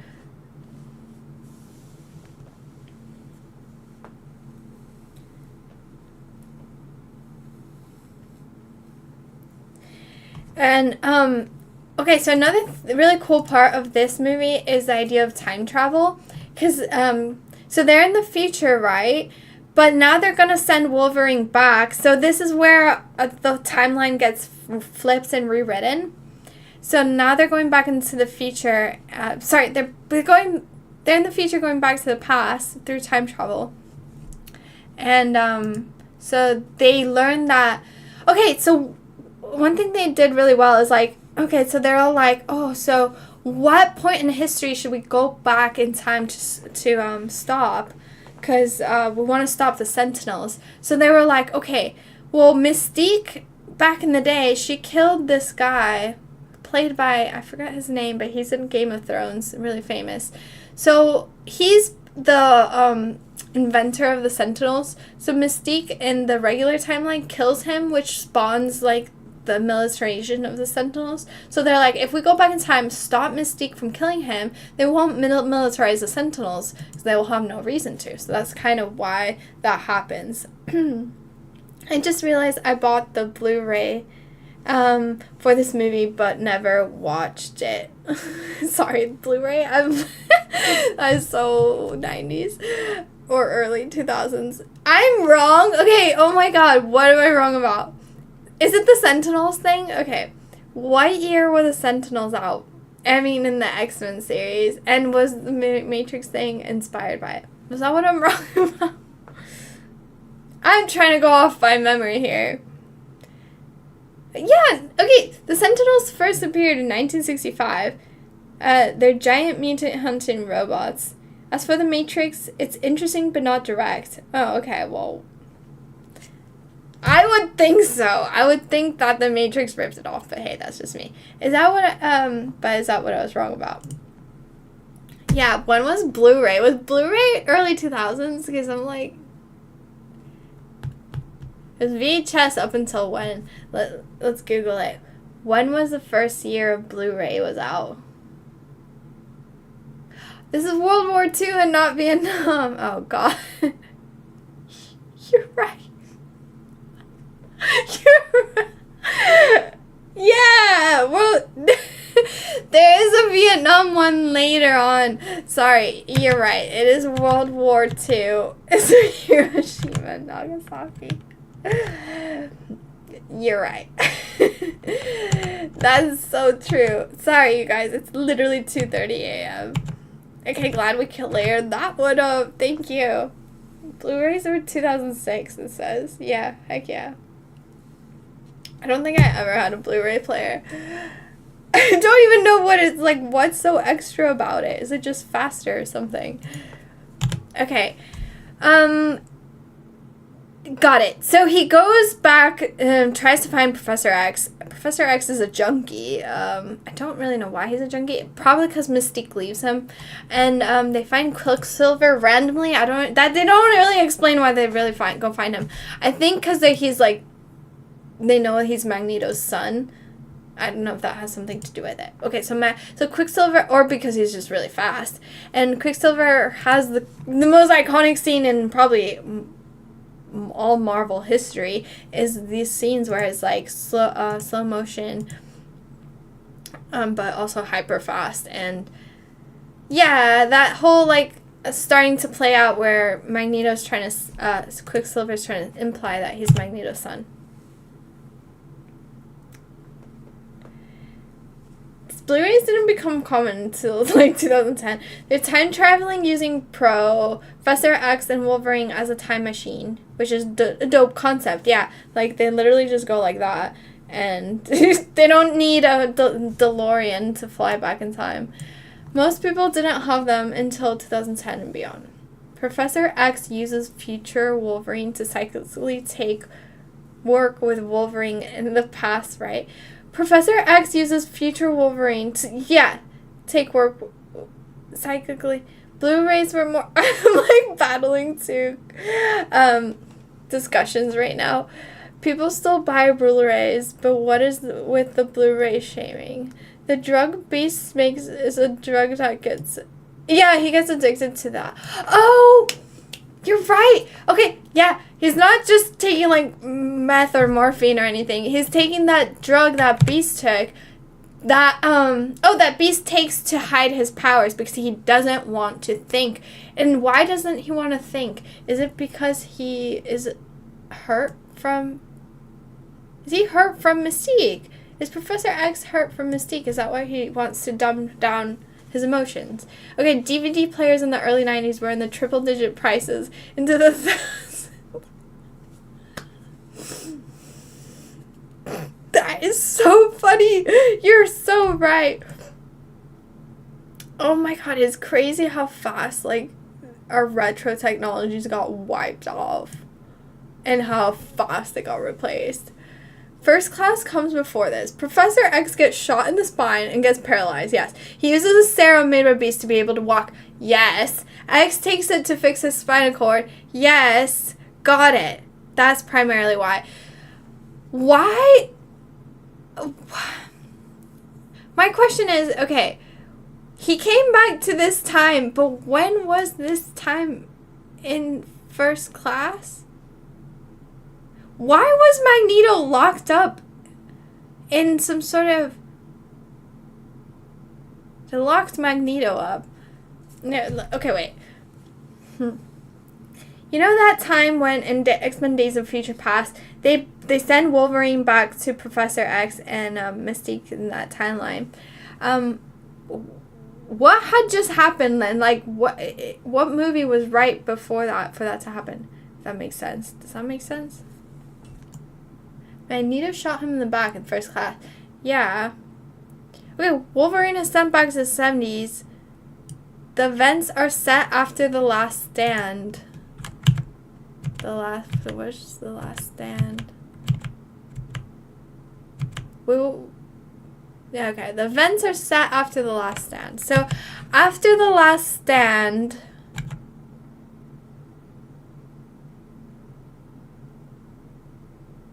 After The Last Stand... Why? What happens after The Last Stand? I guess Professor X... What happens?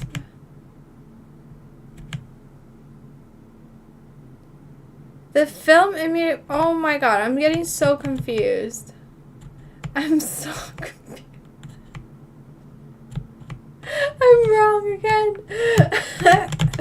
Oh my god. Wait.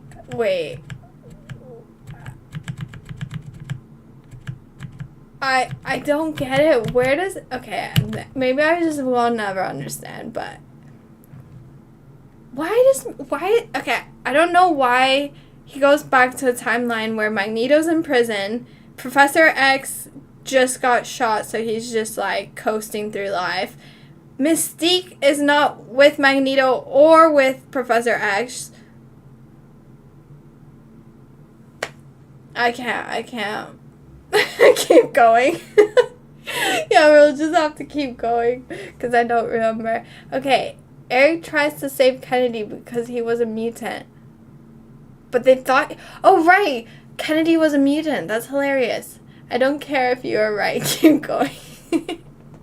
Okay. We're making up the lore here. Yeah, Sentinels, right? Sentinels are yet to be made. The Strikers, Stryker is here for some reason in the White House. Mystique is in the White House. Mystique makes the move to shoot him, but is unsuccessful. Is that Richard Nixon? Is that this guy? Great casting on Nixon, if I'm correct on that. I hope I am, because to a T looks like him. Then that part where, yeah, okay, so Mystique is just confused out of her mind again with the quadrangle, love quadrangle. It is a love quadrangle, folks, because not only is she into Magneto, she's also into Professor X, who's reading her mind right here, and Beast. So 1, 2, 3, and there's one more, isn't there not? 1, 2, 3, and she also has a thing with Wolverine, kind of. She does. If you know, you know. She does. I think I have a screenshot. So yeah, I mean, Wolverine's not that much of an interest to her, but this is a quadrangle. And then Rogue is back. Rogue randomly is back, and I do not remember why. I don't remember why she's randomly back, so let me just figure that out. Why is Rogue just randomly back in the Days of Future Past films? Because also, they made it seem like she took the antidote, but then she has her powers again.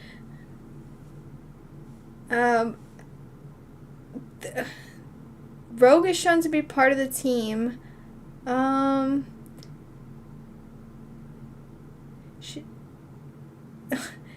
She was supposed to have more interaction with the main storyline. However, many of the scenes were ultimately cut. Okay. It reinforces the idea that she's part of the mutant team trying to change the future. Okay, she's just random. She's just randomly back. 𝓢𝓪𝓪𝓬𝓪. And it is makes sense, so that's good news. Okay, probably one of the coolest endings is the Sentinels get controlled by Magneto. And he sabotages the whole thing of like the announcement. So they go into the Nixon, like, it has to go into an underground bunker. And this is the moment that changes history forever, or doesn't change it, is the moment that Mystique decides not to kill the guy. So she puts down the gun, and that changes the moment in history. And then that means the Sentinels in the future are basically wiped out, meaning they've entered a new timeline in which several things are different. For example, Stryker ends up being Mystique, or I don't know, Mystique camouflages into Stryker, and Jean Grey is back. So, whoops, she's not dead. Professor X isn't dead. Nobody's dead. It's tight. The ending. Yeah. Did you say AI is trash? Okay. We have basically told the whole story, but the apocalypse is kind of last, I think. I think it's the last that I'm going to cover. Oh, no, Deadpool. Okay. So, X-Men brings that, I think someone explained it earlier in the chat, and they were saying, like, okay, yeah, X-Men is 1990s edition, so you definitely not an old storyline, and so it obviously seems like they just kind of like wrote this in later on to kind of give it more interesting lore. So kind of take it or leave it if you're a hardcore 1960s fan of X-Men. But I was a fan of it. I think it brings much more appeal to me to that X-Men have been mutating for a long time, and Apocalypse is a really good villain. Is he an anti-hero? I don't know. It kind of always seems like he's just always been this like power aggressive being since the beginning. I don't really see any humanity in this character, so it's quite a villain story. But it's, I guess the only reason you root for him is because he's the OG, he's the first X-Men ever. No, I'm not covering Logan. Well, I hated it. I could not even watch it. I was such a fan of Professor X and the friendship with Wolverine, or the mentorship, shall I say, that I got offended in Logan when their mentorship kind of just died off, and I didn't like that. So I was like, there's some weird thing with like this new character too that I couldn't understand. So I might Google it, but I'm not gonna get into it. But X-Men Apocalypse. You urged me to read the original story, and God lives, man kills it. The story that introduced Stryker. I was wondering, is Stryker like well portrayed in the films? Because I read on Google that he's a lot more like religious in the comics. Apocalypse is an Omega level mutant. So is Storm. Hell yeah. So he is transferring his soul consciousness in the beginning. Gets interrupted. Gets millennia later is reactivated. And then we cut back to the Professor X's school. We see the relationship start between Jean Grey and young Cyclops. And to be honest, I did start rooting for them after I saw this film. And then so Moira's back, and she obviously doesn't remember Professor X, so that's bittersweet because he wiped her memories. She obviously shot him in the back, and she doesn't remember that. And then Magneto has this incredible sad story arc where he went off to try to start a family, but that backfired and his family got killed. So him trying to be a good person ended up failing. So that's why he gets recruited. Magneto gets recruited by Apocalypse really early on to join this bad side. And Professor X kind of is tempted to join, but because he's like, I've never felt power like this before. Basically what Apocalypse can do is, if you work with Apocalypse, he will he will just like make your powers tenfold or whatever. And so Magneto or Apocalypse, I forget who is doing this, is able to like launch nukes. And now this is obviously like globe Earth propaganda, but he's able to launch nukes into the sky and then imply that he's going to blow up the world. And Quicksilver, they do end up blowing up the X-Men's mansion. Quicksilver has to save them again. And then Apocalypse is getting stronger. He starts to basically destroy the whole universe. Phoenix ends up saving them. So Jean Grey ends up being the reason that they can stop Apocalypse, because her story is that she has this supernova cloud dust kind of in her solar system power, and because of that ancient energy, she's able to even out the ancient energy of Apocalypse and basically cancel that each other out. And bittersweet ending again where Professor X and Magneto are frenemies. Have I seen X-Men 97 or the OG X-Men animated? I tried so hard. I felt it was very, I don't know, I don't like the X-Men 97 animation. I don't know about the OG X-Men. Is there a different one? I tried the 97. I wasn't a fan of it. I felt it was very, I don't know how to explain it. I don't think I got the same consistency that I saw in the films. Didn't seem to transfer over into the earlier animation. It seems a lot more youthful, and while the films were able to really tone into like that adult voice, the adult X-Men. God loves, man kills. My phone is pissed. It failed because of society. That's the point, Magneto. The Quicksilver scene is totally the best part of this. God, I don't think they could ever do a scene like that again. It's just too good. Like, any other scene will just be like they're copying that. Dark Phoenix, terrible acting, so bad.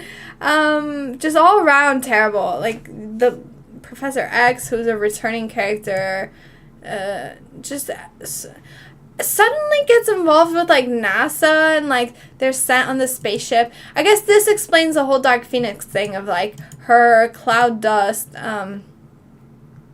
powers. Aliens. Okay, so the whole cloud dust thing is interesting because it's like it's supposed to be this powerful substance that can destroy and create universes, and it destroyed the aliens. She's an alien. It destroyed her universe, so she's kind of like seeking it back so that she can recreate her universe. I don't know. So she tries killing Jean Grey, and she becomes a phoenix, and she ends up dying. So this is I don't know if this is like another timeline or what. But again, it might be because again she does die. I don't know. Now we're playing with too many timelines. It's actually like mind-boggling me.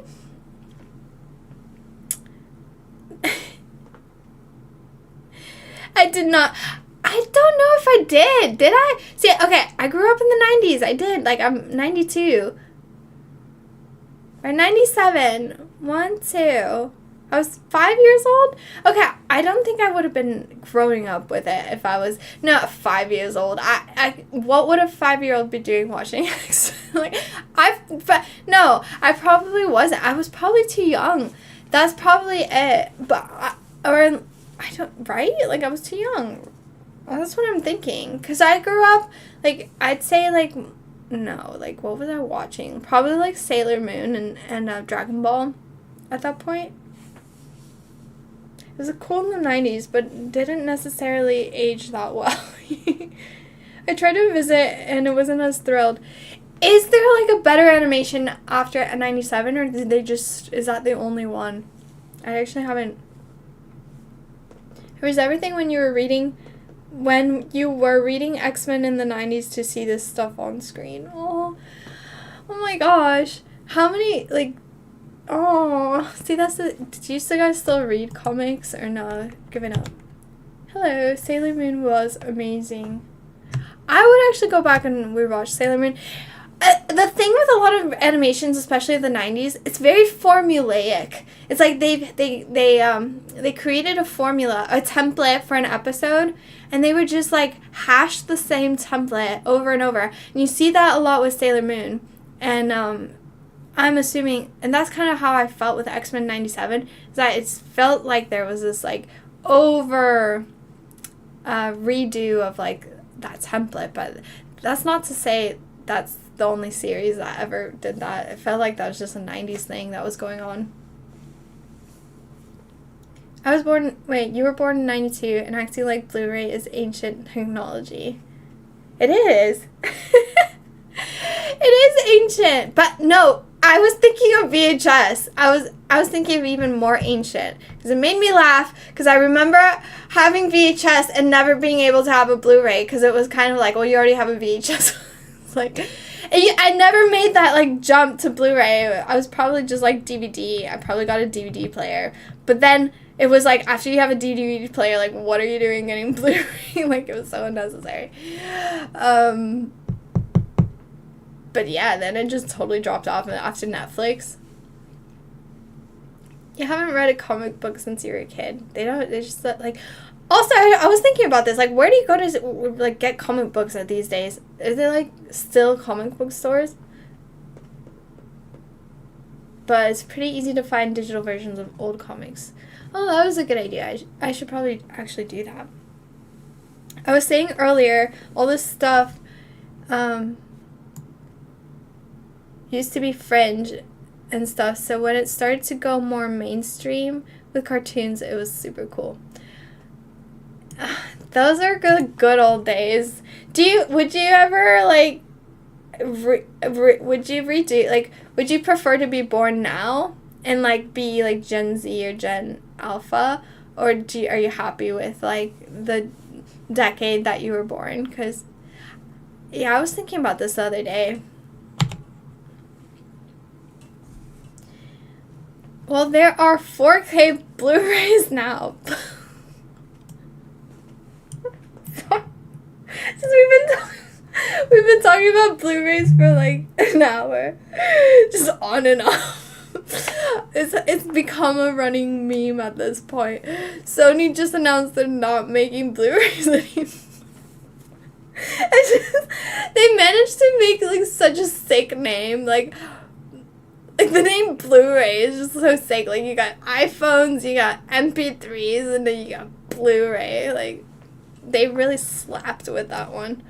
But yeah, I kind of got mad when comics came mainstream. In a way, no one reads comics, just watch movies. But I miss those times where it was just in the cool comics.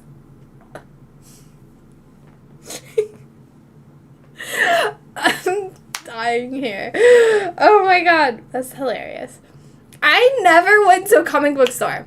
I tell you, I went to one of those X-cons. God, that's not the name for it. What am I saying? Comic cons. I went to a Comic Con in Chicago, dressed as Sailor Jupiter, actually. Did not like actually go there for the comics. I went there for the merch. I was literally just walking around looking for cool hoodies and shirts, but I should have like looked for comics. And that was the one chance I had to really like actually pretend I'm an actually comic book reader, and I haven't. Although I have seen some comic book shops near me, but at this point it's become a bit like, what kind of people am I gonna run into? Like, I don't know what to expect when you go into like who reads, you know what I mean? Like, who's reading comics anymore? So, yeah. I love being born in the old world. I agree. There's something so special about it that is just, we'll never get it back. The kids these days will just never know what it was like. And I say that knowing that our parents even had it even more spontaneous. Deadpool and Wolverine was a smash hit. It wasn't last year. I can't believe it was last year.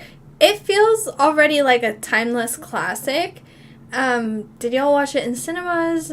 How did you watch it? I really loved the Void character. Although, okay, here's the thing. I've been waiting this whole time for like a Void freaking character. My channel's named Void. I feel very attuned with Void powers. I was like, why is there not a Void freaking X-Men in this whole series?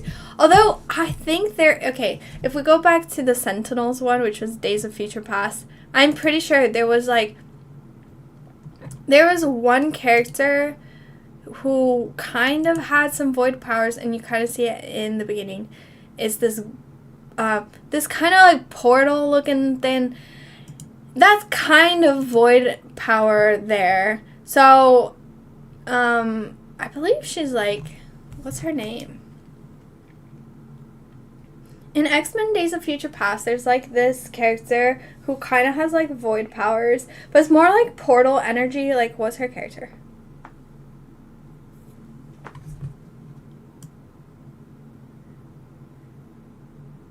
You just go in and browse for something cool. I was lucky. I had a comic book shop next to the barber shop I got, and I would buy new comics growing up. Can you go for a comic? I haven't watched Deadpool and Wolverine yet. Oh my god, there's spoilers then. You might want to sit this one out. I don't know what spoilers I have. Deadpool and Wolverine was actually my favorite one out of all of them. It felt most likely like our comics from back day. I loved how raunchy the dialogue is. 100%, they did really good. Obviously the casting with Deadpool is spot on. Okay, this Blink. Okay, so Blink is a mutant. I think it's her right here. God, it's so dark. I hate when movies are so dark. You can like not even see like what is going on. Okay, so she is a mutant with the ability to create portals or voids through which she can teleport herself, which is pretty sick. But I feel like Wolverine versus Deadpool was the first time we really got like a proper void power. And it so happened to be Professor X's twin sister. And it felt a bit like too comical that she's also bald. I don't know if they tried to like, because the Deadpool's fans probably don't know as much about the X-Men universe, so maybe they're trying to like make it super obvious for like people who don't know who Professor X is. But I feel like it was a bit too obvious. Like, did she really have to look exactly like, you know what I mean? So, yeah, I felt like it could have used some workshopping, that character. But other than that, I do love how she actually, like, it is, like, the epitome of the Void. So that's a cool character / villain. And, yeah, like, the different parallels and, parallel lifetimes and just, like, the different universes that it's portrayed really well in the multiverse when Deadpool's looking for Wolverine and he goes through literally all these different wormholes to find him. And the multiverse idea is very prevalent in a lot of Marvel movies like Spider-Man. Is that Marvel? I think so. It's all around hilarious, and again, they open up the portal for, like, infinite Deadpools as well. So if you haven't already, I guess I don't have too many spoilers. Go watch it. Okay, let's stop and do some quizzes before I wrap it up. So, I don't know what I have prepared. So we'll just kind of like take it as we go. Okay, this, I'm afraid, is, you're going to have to bear with me. I am going to choose what, allegedly what X-Men I'm most like based on these questions. So, this is BuzzFeed's. What's your favorite film genre? Okay, so I would have to say my favorite is, if I had to choose one, probably fantasy, definitely, hands down. What's your greatest fear? My greatest fear... These would be... This is one of these two. But I would say probably failure is my greatest fear. What could you not live without? And I'll answer this comment really quick. So the movie rights to Spider-Man are owned by Sony, but he's a Marvel character. Oh, okay. I thought so. I was like, that's definitely not DC. I don't think I'm a fan of DC at all. I don't even like Batman. I think Marvel is such a good name too. Just like the word is a sick name. And Spider-Man from the other Earth.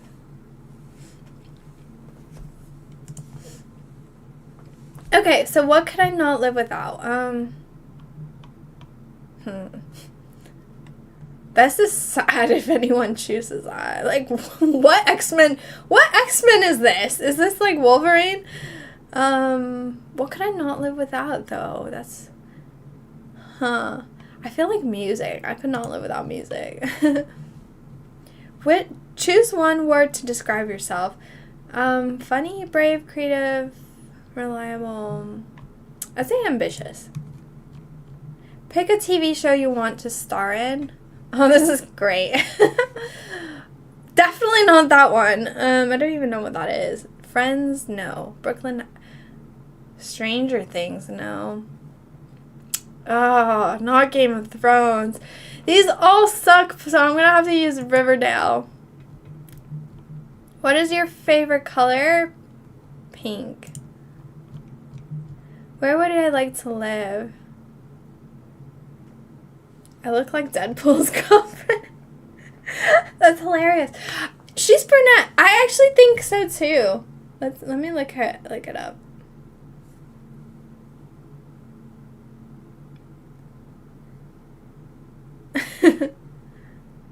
True. Vanessa Carl. Is she played by two different people? No, right? Vanessa Carla.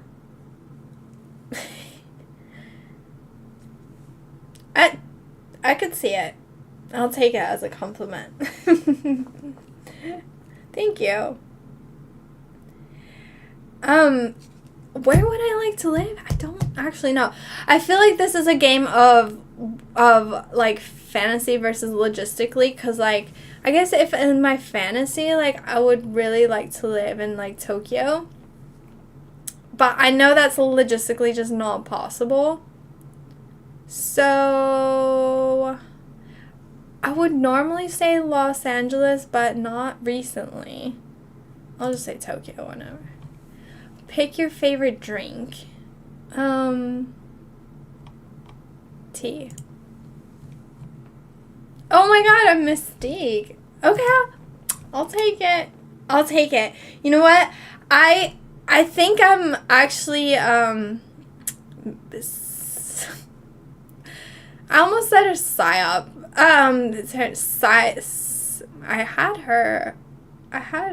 Okay, one second. Let me show you her. Not Rogue. I thought I vibed with Rogue, but I actually don't. I don't. Not really.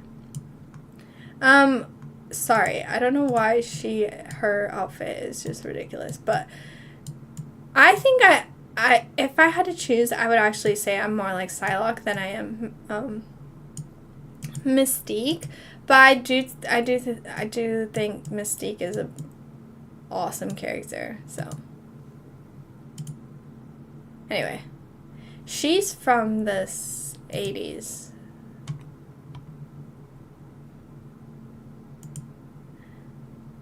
I do have another quiz because I was like, what if I take a few? So, let's see. Which X-Men 97 are you? That's funny.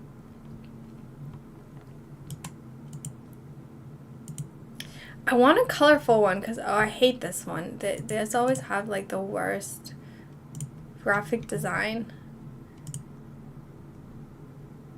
Select a main color. Choose your favorite weapon.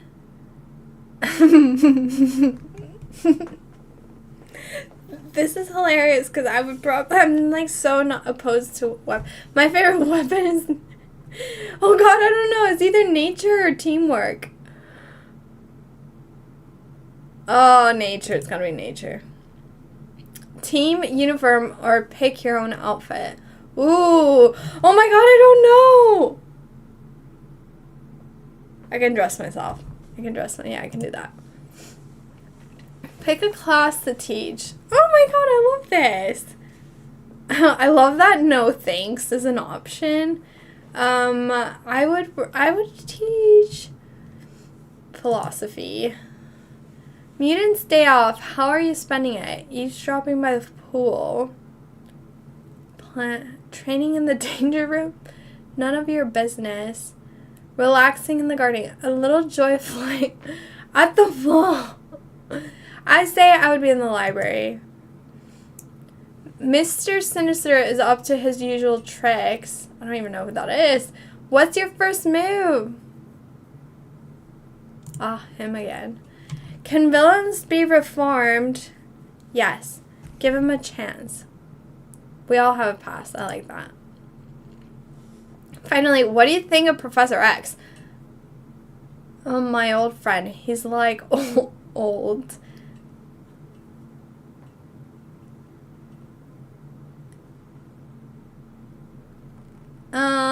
I'd say it's complicated.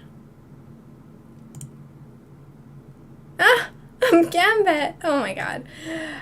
With explosive charm and chops to life, everyone wants to steal a bit of your time and the life of the party. Okay, steak. I will take it. So I do have some, like, this is a quiz of, like, how smart am I? So what century was Wolverine likely born in?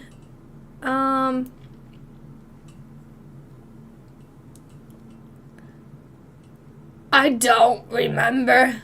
What century was Wolverine likely born? Okay, the first war that I think I saw him was the independent. Was it? This is timed. Okay. What happened when 𝓫 tried to attack Dracula with a crucifix? I literally have no idea. This is difficult because this is actually like comic stuff. So which supervillain once treated Storm to a nice meal? I would say it's Magneto. I would not surprise if that. Oh, Dr. Doom. What was the name of Jean Grey's childhood best friend? Well, yeah, as if I'm supposed to just know that.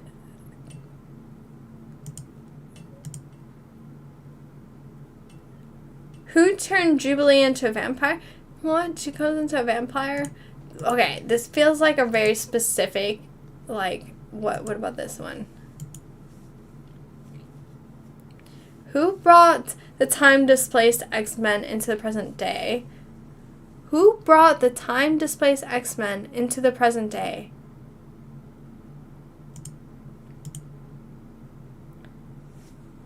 What is the name of Scott Summers' brother? I don't know. This is too difficult. Yeah, these are way too dumb. What was Angel's role in the Horsemen of the Apocalypse? Oh my god, this is like No. I want to know if there's like an easy X-Men quiz. This is way too difficult. Which is the best thing about being part of the great X-Men? Helping to make the world a better place. What's the most important quality with making new friends? I feel like loyalty is the most important. You just finished conquering the latest threat to humanity. How do you...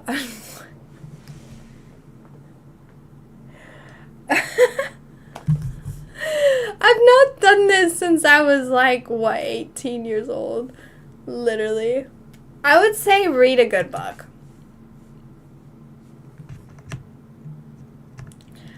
Are there any quizzes for the movies? That would be good. Okay, I'll do that after I get my results. I'll do that. Kind of feel like all the answers for these would be just because, yeah, literally. How do I feel about having superpowers? I would love it. If you were a part of the X-Men, you'd probably work as a artist. No, entertainer. Everyone meets their end eventually. How do you want to leave this world? Oh my god. In a blaze of glory. You have plans to meet a friend for dinner, but they don't show up. How do you respond? I would definitely call them repeatedly. Pick your poison. I am taking bottled water for the win. Never in a million years would I betray my loved ones. Friends would describe me as funny.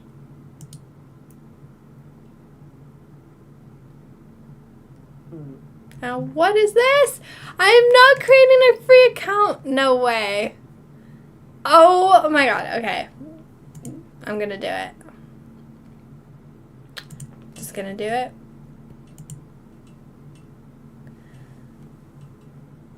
Get result. Oh my god. Oh my god. None of your business.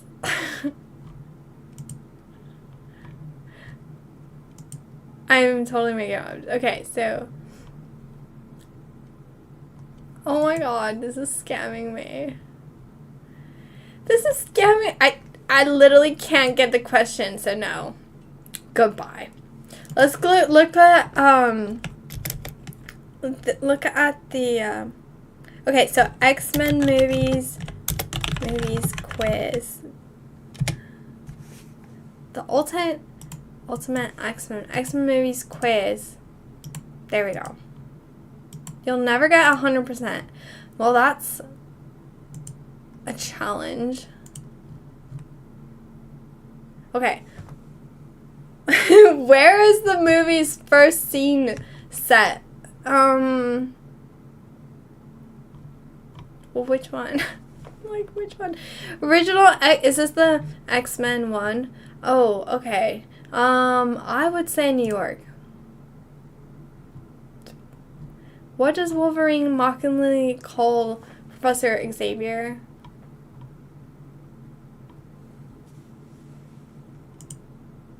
I don't know. What is Stanley's cameo? Oh my god. A bus passerby, I want to say. No, it's a oh, damn it. What character had an accent that was dropped for the scene?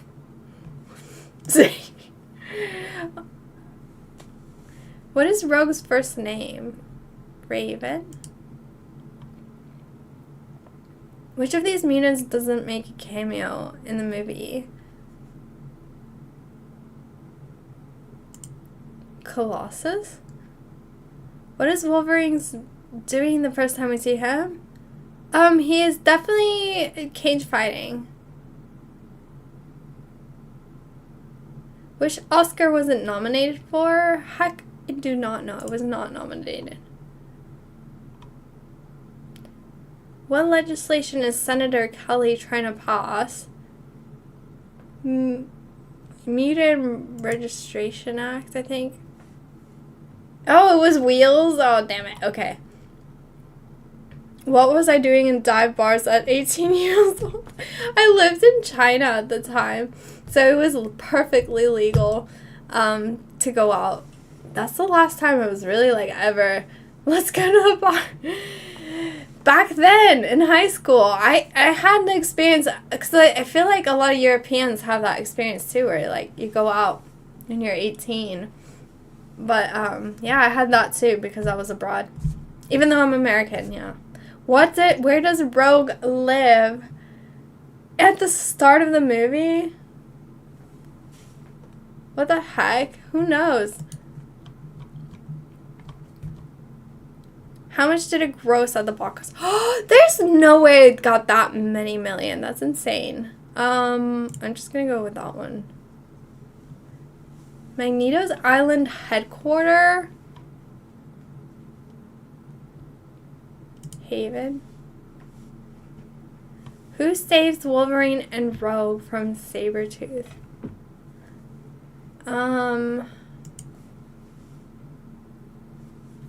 Where did Magneto plan to place his mutant machine? Ellis Island.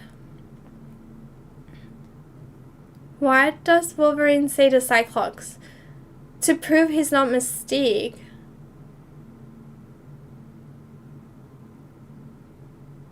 I think it's that.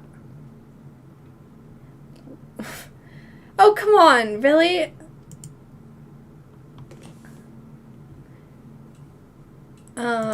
Okay. Surely it should be done by now. Oh my god. Okay. Who is Mystique's last seen impersonating?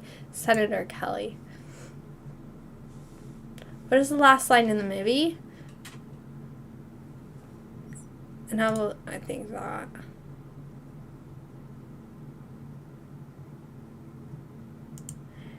Oh my god, this is way too long. Oh, okay, I got less than half. Horrible. But yeah, that was fun. How long did I live there? 3 years, from when I was 17 to 19. So, quite a different experience than a lot of Americans, I'd say. Definitely strange. Don't regret it, though. Okay. So the character arcs, I've done this for like Tolkien's Legendaria, so I thought it would be cool to do here. So X-Men does like a perfect job of like creating a hero, anti-hero, villain, and like having that as a spectrum. Because you want to have all three in order to make a good story, and I think this is what proves that. Like, you can't really have a good story with just a hero and a villain. So then, on top of that, you have this theme of, like, immortality, obviously Wolverine, respawn ability of, like, Professor X comes back, Apocalypse is able to transfer his soul, it's giving reincarnation and, like, that kind of power. And then you also get, like, the extreme side effect of, like, being immortal and just, like, the jealousy of the extremity a human would go to just because don't have the special gene X. And, of course, we also have this, like, idea of, like, this cloud phoenix, like, god dust power particles with, like, the gene X mutant evolutionary progress in humanity, and then the human, which is giving, like, Tolkien vibes, because obviously Tolkien had this idea of, like, the elves. The elves were immortal, and they had these elevated capacities and powers. So I'm not sure if Stan Lee was ever inspired by Tolkien, but I wouldn't put it past him. 你好吗？我可以说一点普通话. That's why a bit of, like, X-Men really resonates with me, because it's like he does take him, like, he makes him go out to Japan and stuff. The whole idea of, like, the CIA and Handler, I used to always get jokes about, like, does my dad work for the government? Like, is he a military guy? No, none of that. My dad would just took, like, oversees the projects in his financial roles, but, like, yeah, there was always that running joke, like, growing up of, like, I always, everybody was always like, oh, you come from a military family. No, I don't. I don't, but it's funny when I do say it. Like, I'm a huge fan of Jason Bourne series, which was a book series first, but the movies, I think they do a very parallel reality of, like, what Wolverine goes through, because the memory, like, CIA agent also goes through an operation and loses his memories, very, very much in parallel with Jason Bourne series. Okay, 𝓲𝓻𝓮𝓵 is a huge narrative. It's the main reason why, like, there's that rift between Mystique and Professor X, which otherwise should have been such a perfect match, but it's because Professor X just couldn't freaking get, like, out of this insane notion that he had to read other people's minds all the time, and, like, that was, like, borderline stepping on people's, I don't know, the respect you have for someone when you're reading content. And I feel like that's what Mystique would have went through, is, like, he's obviously always reading her mind, so it would have pushed her away. You want to hear more about China? Well, I had at one point a stream specifically about, like, my entire life story. I don't know if I kept it up. I think with that, I was like, oh my god, am I doxing myself? I don't know if that's why I, like, took it down at one point. But yeah, I've had quite a life. I've lived a few places. China just so happens to be the most extreme place I've ever lived. And it honestly, it made me have a different appreciation for the world, the universe, nature, art, comics, everything. Like, I have so many good things to say about China, but it also made me, like, so appreciative of my American upbringing, and it's interesting to see, like, how, like, America withstands itself from the influence of China, and that's such a huge topic still today. I remember leaving China and knowing that I'm not going back because I felt like I probably experienced the last good times of China. Obviously, so much has happened recently there, but back when I lived there, it honestly felt like there's two sides of me of, like, I loved it and I enjoyed it, but I also felt this, like, the pressure of, like, communism. And it was the first time.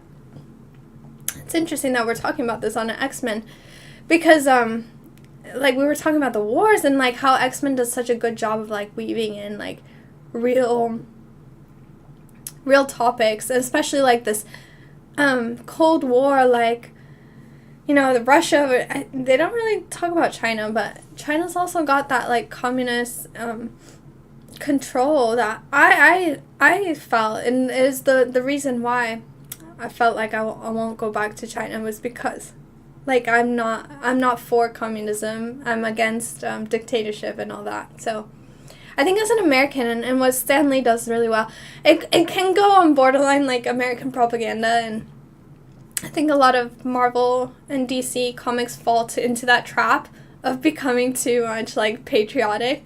But on the flip side, it is this marvel of, like, ingenuity of, like, the American spirit. And I think that's back to that scene with, like, Magneto and the Statue of Liberty, and, like, how Stan Lee is positioning, like, America as this free speech, free like, free rights country, the country that it's meant to be. And he's also criticizing all the horrible things about it. So honestly, it's quite genius. Okay, so the natural cure, sorry, it's like 3 a.m. It's like almost 4 a.m., so my voice is running out. But basically you get the natural cure and the manufactured cure, which is another central theme that is pervasive still today. And again, just some things like so pervasive still from like China and America still today with like Operation Warp Speed and all these things going on. So it's mad how this was like written in the 60s and still today you can see how relevant it is. We live in an oligarchy here in America, yeah. Yep. Things are not panning out the way Stan Lee would have wanted them to. Now, I don't know if there's any controversies with Stan Lee. There might be, but from my understanding, he was one of the good ones. Okay, so I'm writing my own series, and at the end of these like deep dives where I'm looking into inspiration, finding things to take from other series, this is what I'm taking from the X-Men series, I've decided. So, again, Void Power being the main one. Well, there's going to be Void Gods. I've already talked about this in my series. Superpowers, obviously. It's quite generic. But mine is really going to be about, like, Aeons, Archangels. That's where the superpower is going to be. It's not going to be like Marvel or the typical superhero story where they just randomly get powers. The powers in my story are because they're archangels or because they're angels or some sort of wizard or something like that. Not because they're just random incarnated mortals. I'm gonna steal the X versus Magneto frenemies dynamic. I think it's so strong. It's been proven and it works. I just have to kind of like repaint it, do different characters, make it unrecognizable, but still keep that formula that works so well. Phoenix Force is definitely stealable. Obviously, the more generic stance would just be like the Cosmic Force. I think that's something that you could just play into, and it kind of just writes out your story nicely at the end of the day as to why there's this so-and-so power in your universe.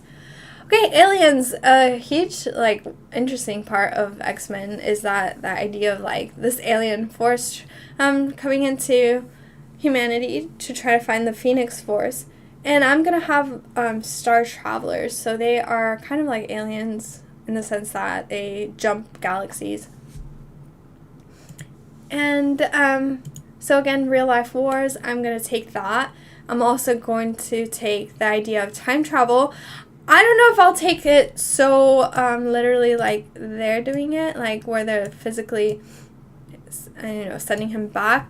Or if I'm thinking mine's going to be a bit more like glitch core, like I call it convergence, just when like if you've ever seen like Into the Void,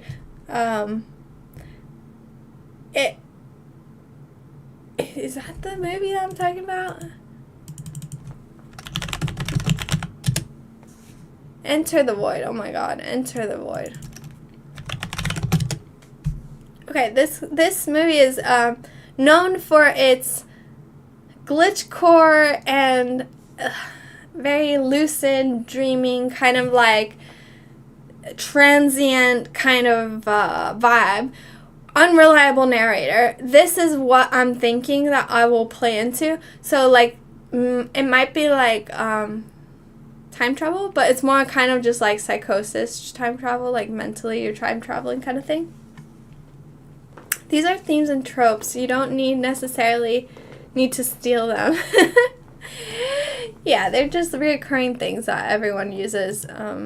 But it's just my way of knowing, like, hey, I take this off from here kind of thing. Okay, Sentinels are definitely obviously something that, again, I was talking about. They're from the 60s. I think it was 1963. Matrix uses it. I'm going to play on, like, the Gnostic version. So, I don't know if you guys are familiar, but I talk about this a lot, especially with, like, Tolkien's work. So, I noticed that a lot of Tolkien's work was influenced in Gnosticism. And one of the, like, themes, and obviously the Matrix is as well. So, I believe, I would think that, like, the whole idea of Sentinels might have even come from Archons.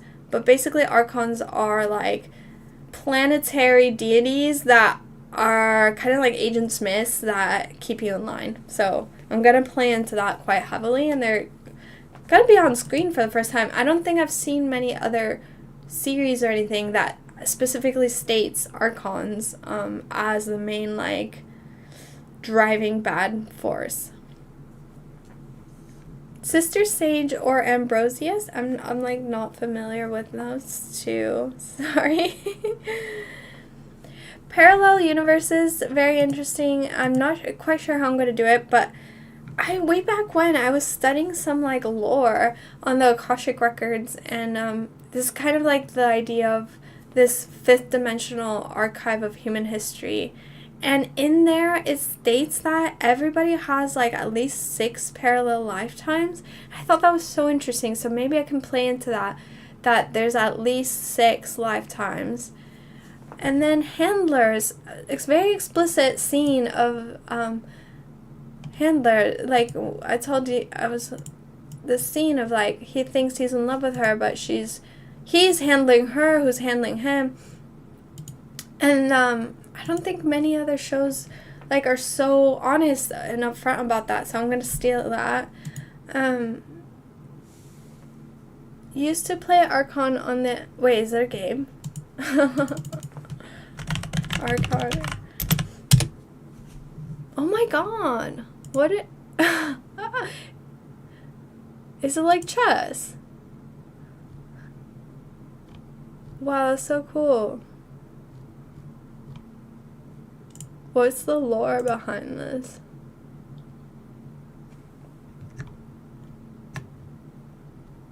It's kind of like chess. That's hilarious. Well, I love that. Yeah, okay, well, I didn't take it from there, but they probably took it from Gnosticism as well. That's so funny. Oh my god. This one's not even set out right. I think I like couldn't even finish it. Okay, so I haven't finished the end, but I also want to steal the castle, which I think Harry Potter does really well with, like, Hogwarts. I'm gonna steal that idea of a powerful metal like adamantium. I'm not quite sure what I'm gonna name it.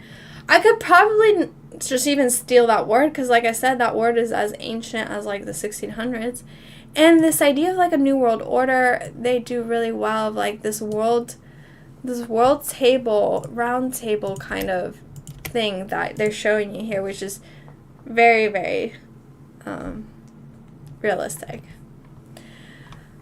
Okay, so that's it. That's all I had for today. Thanks so much for joining me. Honestly, I've had a blast today. I didn't know there were so many X-Men fans. Honestly, it was hilarious to meet you guys. I'm glad that, like, finally there's something we can all get along and agree with, because there's so many topics that I've tried so far, and the chat hasn't popped off as much as it has.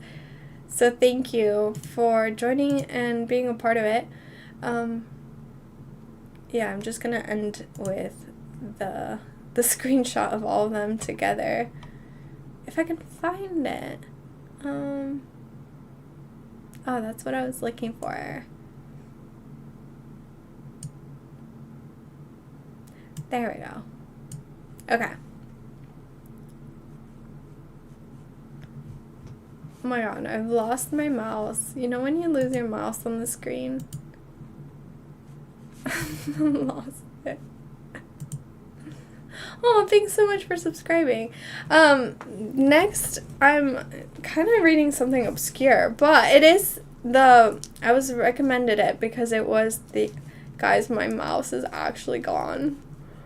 So you might be stuck with me until I figure this out. Oh my god. Oh, is it coming back? Oh my god. Okay. No, I have no idea. Okay, but anyway, while I figure that out, my next book series is William Gibson. You miss Attack of the Show. What is that?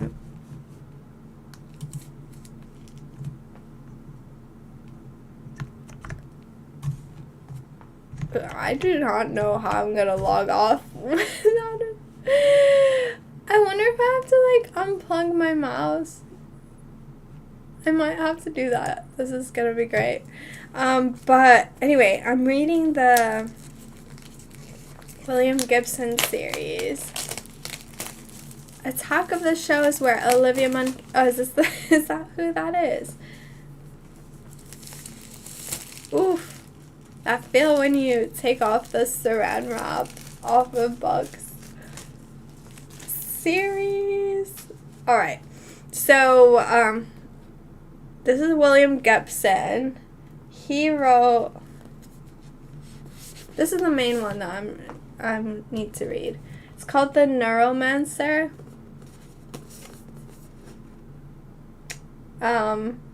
This inspired The Matrix. So, because The Matrix was just a film screenplay and doesn't really have a book, this is the closest book you're gonna get to The Matrix. And again, I already showed how The Matrix has pulled off some ideas from X-Men, so, yeah. But I might do some more Marvel in the future. I think I'm actually gonna have to fix this,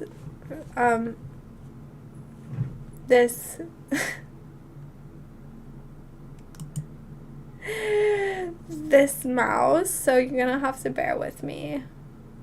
One second, I'm just gonna mute the microphone. I seem well traveled, but it's like you've been sheltered when it comes to everything else. Yes, I have seen Dark City. Yeah. Okay, one second. I'm gonna fix this. I don't even know where like it's plugged in. I think it's in the back of my laptop. I mean computer. Underneath problem solving.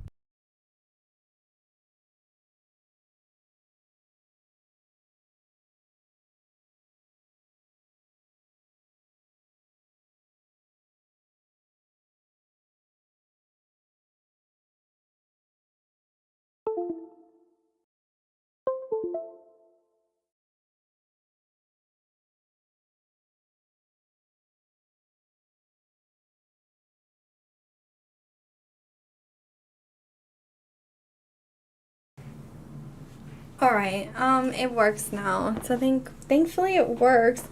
I was like, oh my god, I literally couldn't move my mouse. Okay, have I seen, yes, and it was good. I think it's slightly some of William Gibson's ideas in Dark City, if I'm not mistaken. But that's so funny that you say that, because one second, I'll just take this off really quick. I seem well traveled, but it's like I've been sheltered. That's so interesting you said that. I feel like that's couldn't be further from the truth. I am. Yeah, it's like I had this incredible growing up, but a lot of it was sheltered because when you move around every 3 years or something, like you can't really adapt. I don't know. You don't really have like a root, like history with anywhere. So nowhere has nowhere feels like home. You don't really have like friends. Like I was just thinking about this. Like I don't really have friends. Like it's so weird. Like I don't really have friends. Like a lot of people have friends that they've known because they grew up in the same area for at least 10 years, whatever. No, not me. So I find it like really difficult to make friends. That's why YouTube has kind of been like a solace for me. And I'm glad that I can finally like get out and just hang out online, because a lot of time I'm just spending time reading by myself and things like that. Matrix reviews some of the sets from that movie. Oh, sick. I can't wait to like go live more. Again, I literally thought I was gonna go live earlier, but I was like, I'm gonna go live twice this month and I only went live once, so I feel bad. But thank you for this incredible X-Men journey. Thank you for being here. I'm excited to hear more from you. So hopefully we can catch each other again in the next time. But for now, I think I've been streaming for 3 hours, so it's a good time to break. But as we wrap it up, I don't really have friends and I don't travel at all. That's even worse off than I feel. I'm sorry.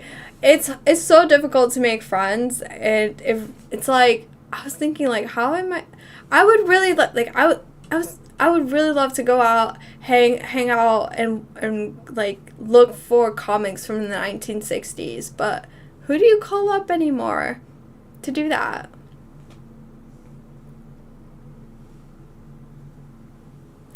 It's over. It's over. It's the end of the stream. Thank you again. Hopefully I will be back next soon. I'm gonna finish this. I think there's 4. Let's see how many pages. It takes me about 3 days to read 400 pages. And this is about 300 pages, so it'll take me about 3 days. It'll take me 3 days. I was just saying that I'm in my 30s. I'm in my early 30s, and I already feel like I was. You know what? I'm just gonna do this stream now because I was gonna do a stream about like losing your youth. Maybe it's like kind of applicable to X-Men because like you guys were talking about growing up with X-Men, and now you're like in your 30s, and you're like, oh my god, like I'm actually old now, and it's weird because I feel like nobody prepares you for that moment when you hit 30. In my mind, I thought when I was in my 20s, I was like, oh, you're only old when you're like 40 or whatever, 50. But no, to be honest, like you witness when you hit your early 30s, you definitely witness your youth just leaving you. It's like, to put it this way, I grew up with like Tumblr. I grew up, obviously, MySpace, but like, in college, it was Tumblr. And I tell you, I would not post the stuff I posted on Tumblr that I do now.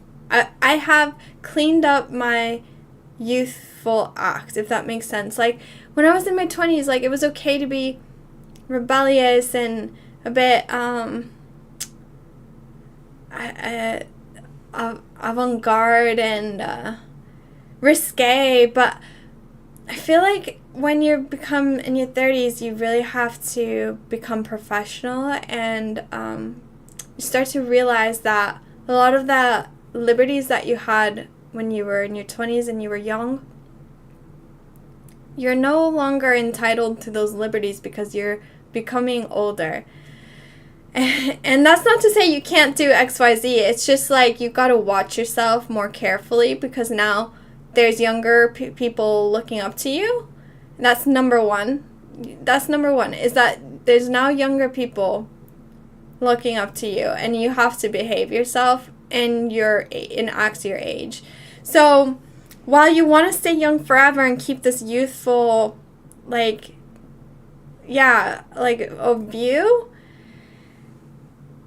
it's still at the same time really difficult. So, moral of the story, make sure you get everything out in your 20s. Make the most of it if you're in your 20s now. Don't take it for granted. And when you're in your 30s, I guess the second is that, like, you can still make friends. It's just a lot more difficult. And I'm still navigating that point of, like, refining my self-image, how I carry myself. Maybe I'm more traditional than I used to be. But despite all that, I still want to retain this, like, youthful energy of, like, I love fiction. I'm new to comics, but I'm really liking comics. I love film. I'm young at heart and XYZ. So it's really difficult to find, like, perfect friends that are with you on that same page, if that makes sense. So a lot of people are just, like, in so different areas. It's hard to align with a good friend. Like, it's hard to be on the same page as another person, because a lot of people start having kids, and your friends, it's just so difficult. It's so scary, and it's difficult. My birthday is next weekend. This is kind of why, like, I'm kind of revisiting a lot of these ideas right now. But I think another thing I like about X-Men is because I think somebody said it. It's a bit like risque. It's a bit adult humor. It's like, so I kind of like that there are comics for adults. Like this is an adult comic. Like the fact that there is a quadruplet. You got Mystique, Wolverine, Mystique, Wolverine, Magneto, Beast. That is a really complicated adult theme, like, and then there's like everyone's getting with each other. That's the other part. It's very out there. So I think that's a difficult part too. Is like you can only really appreciate these comments when you're kind of in your 30s. So that X-Men's like really interesting because it was there for us when we were young, when we were kids, and it's kind of our childhood show.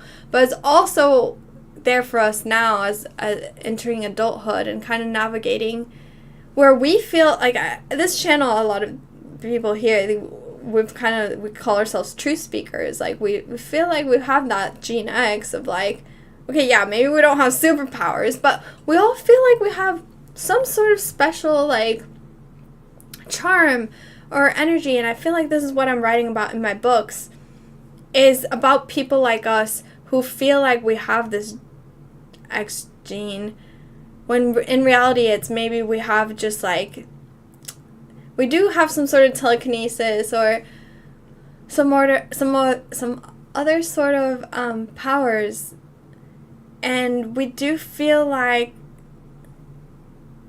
in a way exiled. So that's why X-Men's kind of a very relatable story. It's a whole whirlwind of things.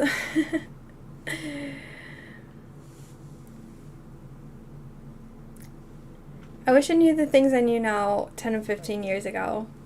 100%. What do you guys think of Game of Thrones? Because I'm also going to read that. I'm actually kind of scared. I'm scared for Game of Thrones. I don't know what I'm going to read in that. Also, if you recommend any other Marvel things... Oh, I was going to look into the Watchmen too. I don't even know if that's Marvel or not. Is that Marvel? That's another one of those that like really interesting. But okay, I think my rant is over now. My birthday's next week. I might do like a little like unhinged live stream on my birthday. I don't know yet. Oh my god! I'm turning 33. I'm turning 33. So I'm actually gonna start writing my book. This is actually the final stage of gathering inspiration, and I'm actually gonna write.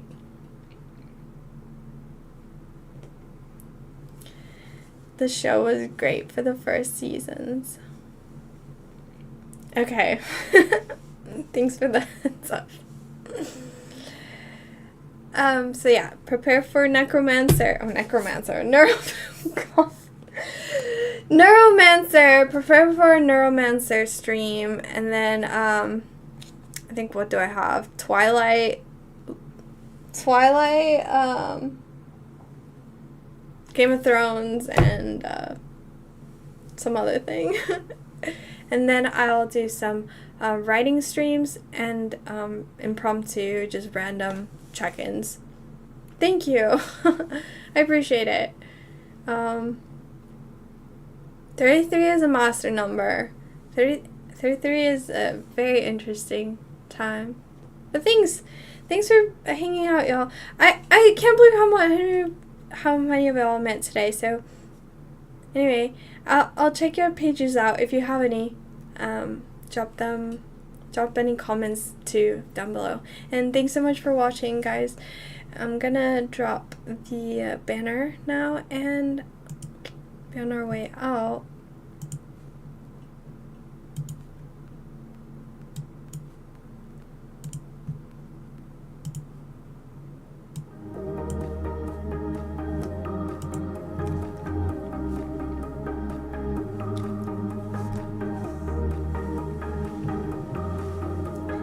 4 years older. Nice to meet you. Well, I don't mean to say that age, I feel like I always retain this youthful energy, and I hope that you guys will too. Thanks so much for hanging out with me.